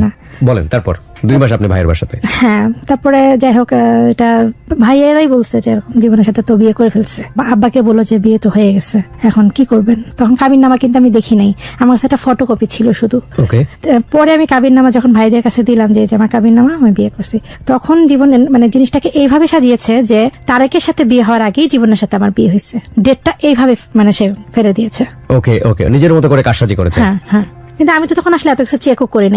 আমি আমার ভালোবাসার মানুষকে পাচ্ছি, এটাই আমার কাছে ইম্পর্টেন্ট ছিল। কিভাবে হলো না হলো আমার জানার দরকার নেই। 1 বছর পরে আব্বা আম্মাকে অনেক বুঝাতে অনেক নর্মাল হয়েছে। তারপরে আমাকে বাসায় নিয়ে গেছে। এরপরে জীবনে ইয়া ছিল যে তুমি এখন কোথাও পড়াশোনা করতে পারবা না, কোথাও জব করতে পারবা না, বাসায় আসো, বাসায় থাকবা। ওকে। আমি তখন বাসায় থাকা শুরু করলাম। 1 বছর পরে সে ফিরলো। তখন বললো যে আমি ফিরবো, আমি তো কোথায় উঠবো, একটা বাসা তো নিতে হবে। তো তুমি একটা বাসা নাও, বাসা নিয়ে টাকা পয়সা যা লাগে আমি পাঠাচ্ছি, তুমি সব যা যা কিনতে হয় তুমি কিনে সংসার সাজাও, আমি এসে ওখানে উঠবো। তখন আমি একটা বাসা নিলাম, সে এসে ওখানে উঠলো, আমিও তখন তার সাথে ওখানেই থাকলাম। পর আব্বা বললো যে এইভাবে তো থাকা যাবে না, সামাজিকতা তো ব্যাপার আছে। তখন এদিকে আমার ভাইরা আমার বাবাকে ইনফ্লুয়েন্স করতে লাগলো যে আমাকে যেন মানে ত্যায্য করা হয় একদম। ত্যায্য কন্যা? হ্যাঁ, ছোট ভাই ভাবি এরা বোঝাতে লাগলো। ছোট ভাই ভাবি মানে ভাবি তো আপনাকে বোঝায়? হ্যাঁ, এই ভাবি পরে আবার এগুলা ইয়া করছে আমাকে। It's very interesting. সি, এই ভাবি কিন্তু জীবনের সঙ্গে ফোন দিয়ে কথা বলার একটা সুযোগ করে দিয়েছে, এবং এই ভাবি এখন তার ফ্যামিলিকে ইন্সপায়ার করছে যে ওকে ত্যায্য কন্যা করে দাও। হিন্দি সিরিয়ালকেও হার মানিয়ে ফেলছে আর কি। যাই হোক, বলুন তারপর। কিন্তু আব্বা বলছে না, আমার মেয়ে, ভুল হইতেই পারে তার জীবনে একটা, কিন্তু তাকে তাই বলে আমি আমার লাইফ থেকে সরাই দেবো, এটা তো ঠিক না। আর আমার ভাইদের একটা ইয়া ছিল, আমার প্রতি ক্লেশ ছিল যে আমি অ্যাডপ্টেড, আমাকে কেন আনা হলো। ওকে। জীবন তখন কোথায় যখন এই প্রবলেম গুলো হচ্ছে? তখন কি সিঙ্গাপুরে? না, বাংলাদেশে। তখন বাংলাদেশে। তো ওর কি অ্যাবিলিটি ছিল না আপনাকে নিয়ে যাওয়ার? হ্যাঁ, তো নিয়ে গেছে, বাসা ভাড়া করেছি আমরা ওখানে থাকছি। ওখানে তখন স্টে করছেন? হ্যাঁ, এর মধ্যে মানে যে টাকা পয়সা এনেছিল এগুলো বাসা ভাড়া এগুলো খরচ করতে মোটামুটি প্রায় শেষের দিকে। ওই সময়টাতে ওর ফ্যামিলির সঙ্গে আপনার যোগাযোগ হওয়া বা দেখেছেন? তখনও দেখেন? ওর ফ্যামিলির সম্পর্ক কিছুই জানি না তখন। তখন জীবন একটা দোকান নিল, তো বললো যে এখন আমার তো কিছু টাকা শর্ট, তোমার বাবার কাছ থেকে কিছু টাকা নিয়ে আসো। তোমার কি মাথা খারাপ? যে প্রবলেম গুলোর জন্য আমি তারেককে ছেড়ে আসলাম, সেই জিনিসগুলো এখন তুমি আমাকে করতে বলছো তোমার জন্য। আমি তখন জীবনে বলবো না এটা। এটা জীবনের সঙ্গে আপনার কথা হলো? বিয়ের কতদিন পরের ঘটনা এটা? 3-4 মাস পরে। এর মধ্যে আমার ফ্যামিলিও জীবনকে একসেপ্ট করলো। তখন আমাদের ছোট্ট একটা গেট টুগেদার হলো। তখন আমার আম্মা ব্যাপারটা মেনে নিল। তখন আমিও আমার বাসায় আসতাম, আব্বা আম্মাও মানে আমার বাসায় আসতো। মোটামুটি সব স্বাভাবিক হতে লাগলো আবার। ওকে। এরপরে টাকার কথাটা খালুকে বলে ফেলে যে খালু, আমি তো এখন দোকান নিচ্ছি, তো আমার তো কিছু টাকা শর্ট আছে, আপনি আমাকে 70,000 টাকা ম্যানেজ করে দেন। তখন খালু আর এই ব্যাপারে কিছু বলে নাই। পরবর্তীতে খালু আমাকে ফোন করে জানায় যে এরকম জীবন 70,000 টাকা চাচ্ছে। আমি কেন? দোকান নিবে। দোকান নিবে, তা আমরা কি করবো? আব্বা আম্মা কেন দিবে? ও দিবে, ও যেখান থেকে পারে দিবে, না দিতে পেলে না দিবে। তখন এটা নিয়ে জীবনের সাথে অনেক ঝগড়া ঝঞ্ঝাটি হয় আমার, যে তুমি কেন টাকা চাচ্ছ, ওইটা তুমি বোঝার চেষ্টা করো। এটা যদি উত্তরের মধ্যে দোকানটা নিই তাহলে ফাইন্যান্সিয়াল ভাবে ভালোভাবে মানে গ্রো করতে পারবো, আর যদি অন্য কোথাও নেই তো মানে রিকভার করতে পারবো কিনা, সম্ভব আছে কিনা এটা ঠিক বলতে পারছি না। ওকে। তখন আমি আমার আব্বাকে জানালাম, তোমার বললাম যেহেতু অমুক জায়গায় দোকান নিতে চাই, জায়গাটা বেশ অড প্লেস। তারপর বললো যে আমি একজন ইঞ্জিনিয়ার মানুষ, সেখানে আমার মেয়ে ওই জায়গায় দোকান নিয়ে ওইখানে টিন শেডের ঘরে কিভাবে থাকবে, আমি মানুষকে কি বলবো। আচ্ছা ঠিক আছে, 70,000 টাকা তো তাহলে এটা আমাকে লেখাপড়া করে দিতে হবে, মানে স্ট্যাম্প পেপারে লেখা থাকবে যে 70,000 টাকা নিলাম, এটা আমি শোধ করে দিব। এটা আপনার বাবা বললো? হ্যাঁ। আপনার সেকেন্ড জামাই মানে জীবনকে বললো? ওকে। জীবন রাজি হলো, বললো যে ঠিক আছে বাবা, আপনি যেভাবে চান সেভাবেই হবে। তো এইভাবে 70,000 টাকা আব্বা দিল, ও দোকানটা স্টার্ট করলো। আল্লাহর রহমতে বেশ ভালোই চলছিল আমাদের সংসার, দোকান। এর মধ্যে ও ভালো একটা দোকান পেয়ে গেল, সেখানেও আবার বেশ কিছু টাকা শর্ট, 1.5 লাখ টাকার মতো। ওকে। তখনও বললো যে তা তুমি 1.5 লাখ টাকা ম্যানেজ করো। তারপরে আমি এখন 1.5 লাখ টাকা কোথায় পাবো এত টাকা? বলছে বাবাকে বলো, বাবা দিবে, আগের টাকা শোধ করে দিয়েছে। শোধ করে দিয়েছে? হ্যাঁ, আচ্ছা, আগের টাকা শোধ করে দিয়েছে। বাবাকে বলো 1.5 লাখ টাকা দিতে, আমি এটা শোধ করে দিব আস্তে আস্তে। ওকে। তো বললাম যে ঠিক আছে। আব্বাকে বললাম, তা আব্বা বললো যে এই মুহূর্তে তো এত টাকা নাই। তখন আমার ভাই বেশ ভালো জব করে, বেশ ভালো টাকা বেতন পায়। তখন আব্বা বললো যে তুমি তোমার ভাইয়ের কাছে যাইতে পারো। তো বললো যে কিন্তু এইভাবে চাওয়া যাবে না, আমার কিছু বিয়ের গহনা ছিল সেটা আমার ভাইয়ের কাছে আমি বন্ধক রাখলাম। এরপর বন্ধক রাখার টাকাগুলো এনে ওকে দিলাম, বেশ আবার ভালোভাবে দোকানটা চলতে লাগলো। আমাদের বিয়ের বয়স তখন 5 বছর। আমার কোনো মানে জীবনের সাথে বিয়ের 5 বছর অতিবাহিত হয়েছে। হ্যাঁ। এবং আপনাদের তখন কোনো বেবি নেই? না, বেবি নেই। বেবি নেই মানে কি আপনারা নিচ্ছিলেন না নাকি কোনো? না, হচ্ছিল না। আপনারা ডাক্তারের কাছে গিয়েছেন সেই সময়টাতে? ও কোনো ডাক্তার দেখাতো না এবং ও কখনোই আমাকে ডাক্তারের কাছে নিতও না। তাহলে ভালো থাকবা। তা আমি বিবাহ তো বলো যে বেবিটা আমাকে দিয়ে দিবে। বলে যে তোমার যেহেতু বাচ্চা নাই, তো তুমি এই বেবিটা রাখো, এই বেবিটা নিবা আর ওটা নিয়ে থাকবে, তোমরা 2 জন 2 ভাবে থাকবা, তাহলে ভালো থাকবা। তা আমি যেহেতু মা হতে পারছিলাম না, আমার বাচ্চা কাচ্চা হয় নাই, যে ফলটা আমার পুরা, তা আমি এই মানে বাচ্চা নেওয়ার একটা লোভ তখন আর সামলাতে পারি না। তখন না, আমি তো বাচ্চার জন্য হলো যাবো। গেলাম ঠিকই, কিন্তু দেখা গেল যে সে আমার তার ওয়াইফ যে ছিল তাকে সে আমার কাছে নিয়ে আসলো। আবার একই বাসায় আমরা 2 জন একসাথে থাকতে শুরু করলাম। কারণ আমার জন্য তো খুবই কষ্টকর, সেও মেয়ে, তার জন্য স্বাভাবিক কষ্টকর যে হাজবেন্ড একজন, ওয়াইফ 2 জন একই বাসায় একই ছাদের নিচে। মানে এই জিনিসগুলো অনেক পেইনফুল ছিল, সহ্য করা যাচ্ছিল না। আমি এক পর্যায়ে আর পারছিলাম না। পুরা 2টা মাস কোন রকম কাটানোর পরে একদিন কাউকে কিছু না বলে বাসা থেকে বের হয়ে যাই। বের হয়ে আবার আব্বার কাছে চলে আসি। সহ্য হয় না আর, মানে ওর যে বড় ছেলেটা ছিল ওকে আবার আমি খুব টেক কেয়ার করতাম, মানে মানুষ করতাম। তো বাচ্চাটা আবার আমার ভক্ত হয়ে গেছিল, সেটাকেও আসা বন্ধ করে দিল ওর ওয়াইফ, যে না আমার কাছে আসতে পারবে না, কোনো বাচ্চাকে আমার কাছে দিত না আসতে। তখন আমি কি নিয়ে থাকবো? আমি হাজবেন্ডকেও পাবো না, বাচ্চাও পাবো না, তাহলে আমি কি নিয়ে থাকবো ওই সংসারে? তখন আমিও চলে আসলাম। আসার পরে ওর সাথে আর কোনো কন্ট্যাক্ট করি না, সব কন্ট্যাক্ট বন্ধ করে দিই। আমি একটা স্কুলে জব করি, তখন একটা ছোট্ট একটা স্কুলে, একটা ডিজেবল বাচ্চাদের নিয়ে কাজ করি, একটা অটিজম স্কুল। প্রায় 3 বছর চাকরি করি ওখানে। এরপরে ওখান থেকে আমার পড়াশোনা স্টার্ট শুরু। আমি তখন দেখলাম যে আমি ইন্টারটা পড়াশোনা করবো, ইন্টারটা ভর্তি হয়ে গেলাম, পড়াশোনা স্টার্ট করলাম। এর মধ্যে সে আবার করলো, সে আবার আসবে। আমার বাবার কাছে ওই যে 1.5 লাখ টাকা বলেছিলাম না নিয়েছিল, সেটা তখনও শোধ হয় নাই। এর মধ্যে আমি ডিভোর্সের জন্য অস্থির হয়ে গেলাম। আমার বোন অ্যাডভোকেট, তাকে বললাম যে আমি ডিভোর্স চাই। যখন তাকে ফোন দিল, বলে যে তুমি খরচও দিবা না, ভরণ পোষণ করবা না, খরচ দিবা না, আগের টাকাও শোধ করো নাই, তো তোমার তো কেস হবে। তখন সে ভয়ে আমার খোঁজ খবর না শুরু করলো। সে আবার আমার কাছে আসতে চায়, আবার সংসার শুরু করতে চায়, আবার নতুন করে সব করতে চায়। এগুলো করতে করতে সে আবার সব শুরু করলো। তখন আমার ফ্যামিলি আমাকে বাধ্য করলো যে না, এখন তোমাকে যেতে হবে, তুমি এখন যেভাবেই হোক সম্পর্ক ডিভোর্স দেওয়া যাবে না। এক ডিভোর্স কয়বার হয়? একবার তো দিচ্ছ, আর তো দেওয়া যাবে না। তখন তারা আমাকে বাধ্য করলো যে ওর সাথে সংসার করতে হবে। এরপরে আমিও মানলাম। সংসার করার পরে মানে বাবার বাসায় আসতো, একটা নিয়ম করে দেওয়া হলো যে সে সপ্তাহে 2 দিন আমার কাছে আসবে, আর বাকি দিনগুলো তার ওই ওয়াইফের সাথে থাকবে। এই নিয়মটা কে করলো? এটা আমার অ্যাডভোকেট বোন ফ্যামিলিগতভাবে। হ্যাঁ, ফ্যামিলিগতভাবে এটা করে দিল। তখন সেও রাজি হলো, আমিও রাজি হলাম। তো আমি প্রথমে রাজি হচ্ছিলাম না, ওই জিনিসগুলো দেখার পর আমি আসলে অনেক ঘৃণা চলে আসছিল তার প্রতি। আমি পারছিলাম না তাকে অ্যাকসেপ্ট করতে। ফাইনালি আপনি কি ডিসিশন নিলেন? আমি তো বুঝতেই পারছি যে এটা এইভাবে চলবে না, লাইফ এভাবে যায় না আসলে। ফাইনালি সে তার কিন্তু একটা বাচ্চা আমাকে দিয়েছিল। সে দিয়ে বলতে আপনি বাবার বাড়িতে বাচ্চা নিয়ে? হ্যাঁ, স্টে করি। তারপর তার একটা সেকেন্ড বেবি, মেয়েটা 2.5 বছর বয়স। আমার মেয়েটাকে আমাকে দেয়। আমি তাকে 10 মাস পালি। এর মধ্যে তার ফাইন্যান্সিয়াল ক্রাইসিস হলো। অনেক টাকা লোন ছিল, 1 কোটি টাকার মতো তার লোন ছিল।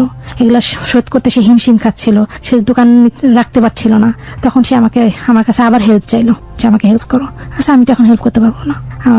আমাদের একটা দোকান আছে, বলে ওই দোকানটা আমাকে দাও। আমি জানি আমি তো এটা পারবো না, মানে এত কিছু পরে আমার বাবা এখন তোমাকে কিছুই দিবে না, এখন যা করো তোমাকেই করতে হবে। যখন আমি না করলাম, তখন সে আবার বেঁকে গেল, বলছে তুমি যদি না দাও, তুমি সামান্য এটা দিতে পারবা না, তাহলে আমার মেয়েকে কিভাবে রাখবা? মেয়েটাকে নিয়ে গেল? হ্যাঁ, মেয়েকে নেওয়ার পরে আমি আর এটা রাখিনি, একবারই ডিভোর্স দিয়ে দিই। কত সালে দিলেন ডিভোর্সটা? 2013 সালের পরে আজকে 2017 সাল, 4 বছর অতিবাহিত হয়েছে। কি এই 4 বছরে আপনার জীবনটা কিভাবে চলে? আমি ইন্টার পাস করেছি, এখন একটা স্কুলে জব করছি, অ্যাডমিনিস্ট্রেশনে আছি, আর পাশাপাশি এখন অনার্স পড়ছি, 3rd ইয়ারে আছি। এখন আমার পড়াশোনা, আমার স্কুল, এটাই এখন আমার লাইফ। জীবনে এই যে এত বড় বড় ভুল করলেন, লাভ করলেন, বিয়ে করলেন, একটা মানুষকে জীবনে নিয়ে আসলেন, তাকেও একটা শাস্তি দিলেন, যে মানুষটাকে চাইলেন তার মধ্যেও তাকে বারবার সুযোগ দিলেন, যে সুযোগগুলো দেয়া একেবারেই অন্যায়, দেওয়ার পরেও ওই মানুষটাকেও রাখতে পারলেন না, সবকিছু মিলিয়ে ভবিষ্যতে কোনো ছেলেকে বিলিভ করতে পারবেন? খুব বোকার মতো একটা প্রশ্ন করলাম আমি জানি, কিন্তু প্রশ্নটা আপনার ভিতরে একেবারে রিয়াকশনটা বের করে নিয়ে আসার জন্য আমার এই বোকার মতো প্রশ্নটা। কোনো ছেলেকে বিলিভ করতে পারেন নাকি কেউ আছে এখন প্রেজেন্ট লাইফে? আসলে আমার যে লাইফটা না এখন, আসলে আমার মাথার উপর একজন ছাতা দরকার। আমার বাবা মা কিন্তু মরে গেলে আমাকে কেউ দেখবে না। এটাই সবচেয়ে বড় ভুল। আপনি বললেন না যে মাথার উপর ছাতা দরকার, নিজের মাথার ছাতাটা আসলে নিজেই ধরতে হয়। আমরা সারাটা জীবন ধরেই এই ভুলটা করি যে আমার মাথার উপর ছাতা দরকার। বিশেষ করে মেয়েদের ভিতরে এই টেন্ডেন্সিটা অনেক বেশি, বিকজ অফ আওয়ার সোসাইটি, পরিবার। হ্যাঁ, আমরা আসলে তাদেরকে যেভাবে ট্রিট করি, যে পরিবেশের মধ্যে বড় করি, যেই সমাজে আমরা তাদেরকে ঠেলে দেই, সেই সমাজ আসলে তাদেরকে বাধ্য করে, এবং তাদের মেন্টালিটিও কিছুটা এরকম হয়ে যায় যে কেউ একজন দরকার ছাতা ধরার। আপনি যেহেতু হ্যালো 8920 শোনেন, আপনি নিশ্চয়ই জানেন যে আপনার চেয়ে ভয়াবহ ডিফিকাল্ট কন্ডিশনে অনেক মেয়ে আছে যারা এখানে এসে নিজের জীবনের গল্প বলেছে। আপনি তো আর্ন করেন, তাদের আর্ন করার ক্যাপাবিলিটিও নাই। প্রিয়াঙ্কা এসেছিল এখানে, আপনি প্রিয়াঙ্কার আগের স্টোরিটা শুনেছেন। আপনি নিজে আর্ন করেন, স্বাবলম্বী হয়েছেন, এত বড় বড় ডিজাস্টার আপনার জীবনে গিয়েছে, সেখান থেকে আপনি বের হয়ে আসছেন, আপনি এডুকেশন নিচ্ছেন, এখন আপনার ভবিষ্যতে হয়তো আরো ভালো হবে, তারপরেও আপনি মনে করছেন আপনার মাথার উপরে ছাতা ধরা দরকার। এটা আপনার জন্য আরো একটা বড় ভুল। আপনি কেন মনে করছেন এটা? বাবা এখন বয়স হয়ে গেছে, তো আমার বাবা মা না থাকলে আমার ভাইরা আমাদের সাথে সম্পর্ক ভালো না। হ্যাঁ, আপনি তো নিজের পায়ে নিজে দাঁড়িয়েছেন, আপনার সমস্যাটা কোথায়? আপনার এইজ এখন 34। হ্যাঁ, একা থাকার একটা, হ্যাঁ আপনি বলতে পারেন যে একা থাকাটা অনেক কষ্টের, কিন্তু এই একা থাকার জায়গায় আপনি যেভাবে দোকা হচ্ছেন, সেই দোকাটাও তো আপনাকে শান্তি দেয়নি। হ্যাঁ, সো সেন্সটা ক্লিয়ার হওয়াটা খুব জরুরি। অবশ্যই আপনি একা থাকবেন, অবশ্যই আমি সেটা সাপোর্ট করি না। যে মানুষটাকে নিবেন পার্সোনাল লাইফে, বাট এইরকম মনে করেন না যে সেই মানুষ এসে আপনার মাথার উপর ছাতা ধরবে। নিজের মাথার ছাতাটা নিজের হাতে রাখতে হয়, নইলে ছাতা তার দিকে চলে যাবে। সিম্পল ভাবে বলে দিলাম, মানে এটা আমার কাছে মনে হয় যে আমি বলার মতো কেউ নাই। I am not that kind of advising person. Husband of course হাজবেন্ডের জায়গাতে, কিন্তু অন্যান্য অনেক কিছু করেও তো এই বিষয়টা মিট আপ করা যায়, লাইক ফ্রেন্ডের সংখ্যা বাড়ানো, ফ্যামিলি মেম্বারদের সঙ্গে একটু আমার যোগাযোগ রাখা। ফ্রেন্ডের সংখ্যা খুব কম, আর আপনি চাইলে সেটা বাড়াতে পারেন। আমি পারি আপনি না, মিশেন মানুষের কেন জানি সঙ্গে। পারি না। মানুষের জীবনে না বলে কোনো কিছু নাই। আমিও অনেক বেশি কনজারভেটিভ ব্যক্তিগত জীবনে, বাট চাইলে তো খোলাসা হওয়া যায়, চাইলে তো মানুষের সঙ্গে মেশা যায়। সো একটা হ্যাপি এন্ডিং আছে আমাদের। আমি বলবো যে আপনি এত কিছুর পরেও পড়াশোনা করছেন, এত কিছুর পরেও আপনি একটা জব করেন, আপনি নিজে আর্ন করেন, এটা আপনার জন্য অনেক বড় একটা পজিটিভ জিনিস। বড় পজিটিভ। এবং স্টিল আপনার বাবা আছেন, মাথার উপরে ছাতার মতোই আছেন। হ্যাঁ, আমার বাবা আমার ছাতা। এক্স্যাক্টলি। আপনার এখন এই জায়গাটাই আসা উচিত। আল্লাহ না করুক, ভালো না, কেউ না কেউ অপেক্ষা করছে হয়তোবা, কিন্তু যদি কেউ না থাকে তাহলে আপনি যেন আপনার ছাতাটা নিজেই ধরতে পারেন। হ্যাঁ, এটা ঠিক, আমি কাউকে ভরসা করতে পারি না।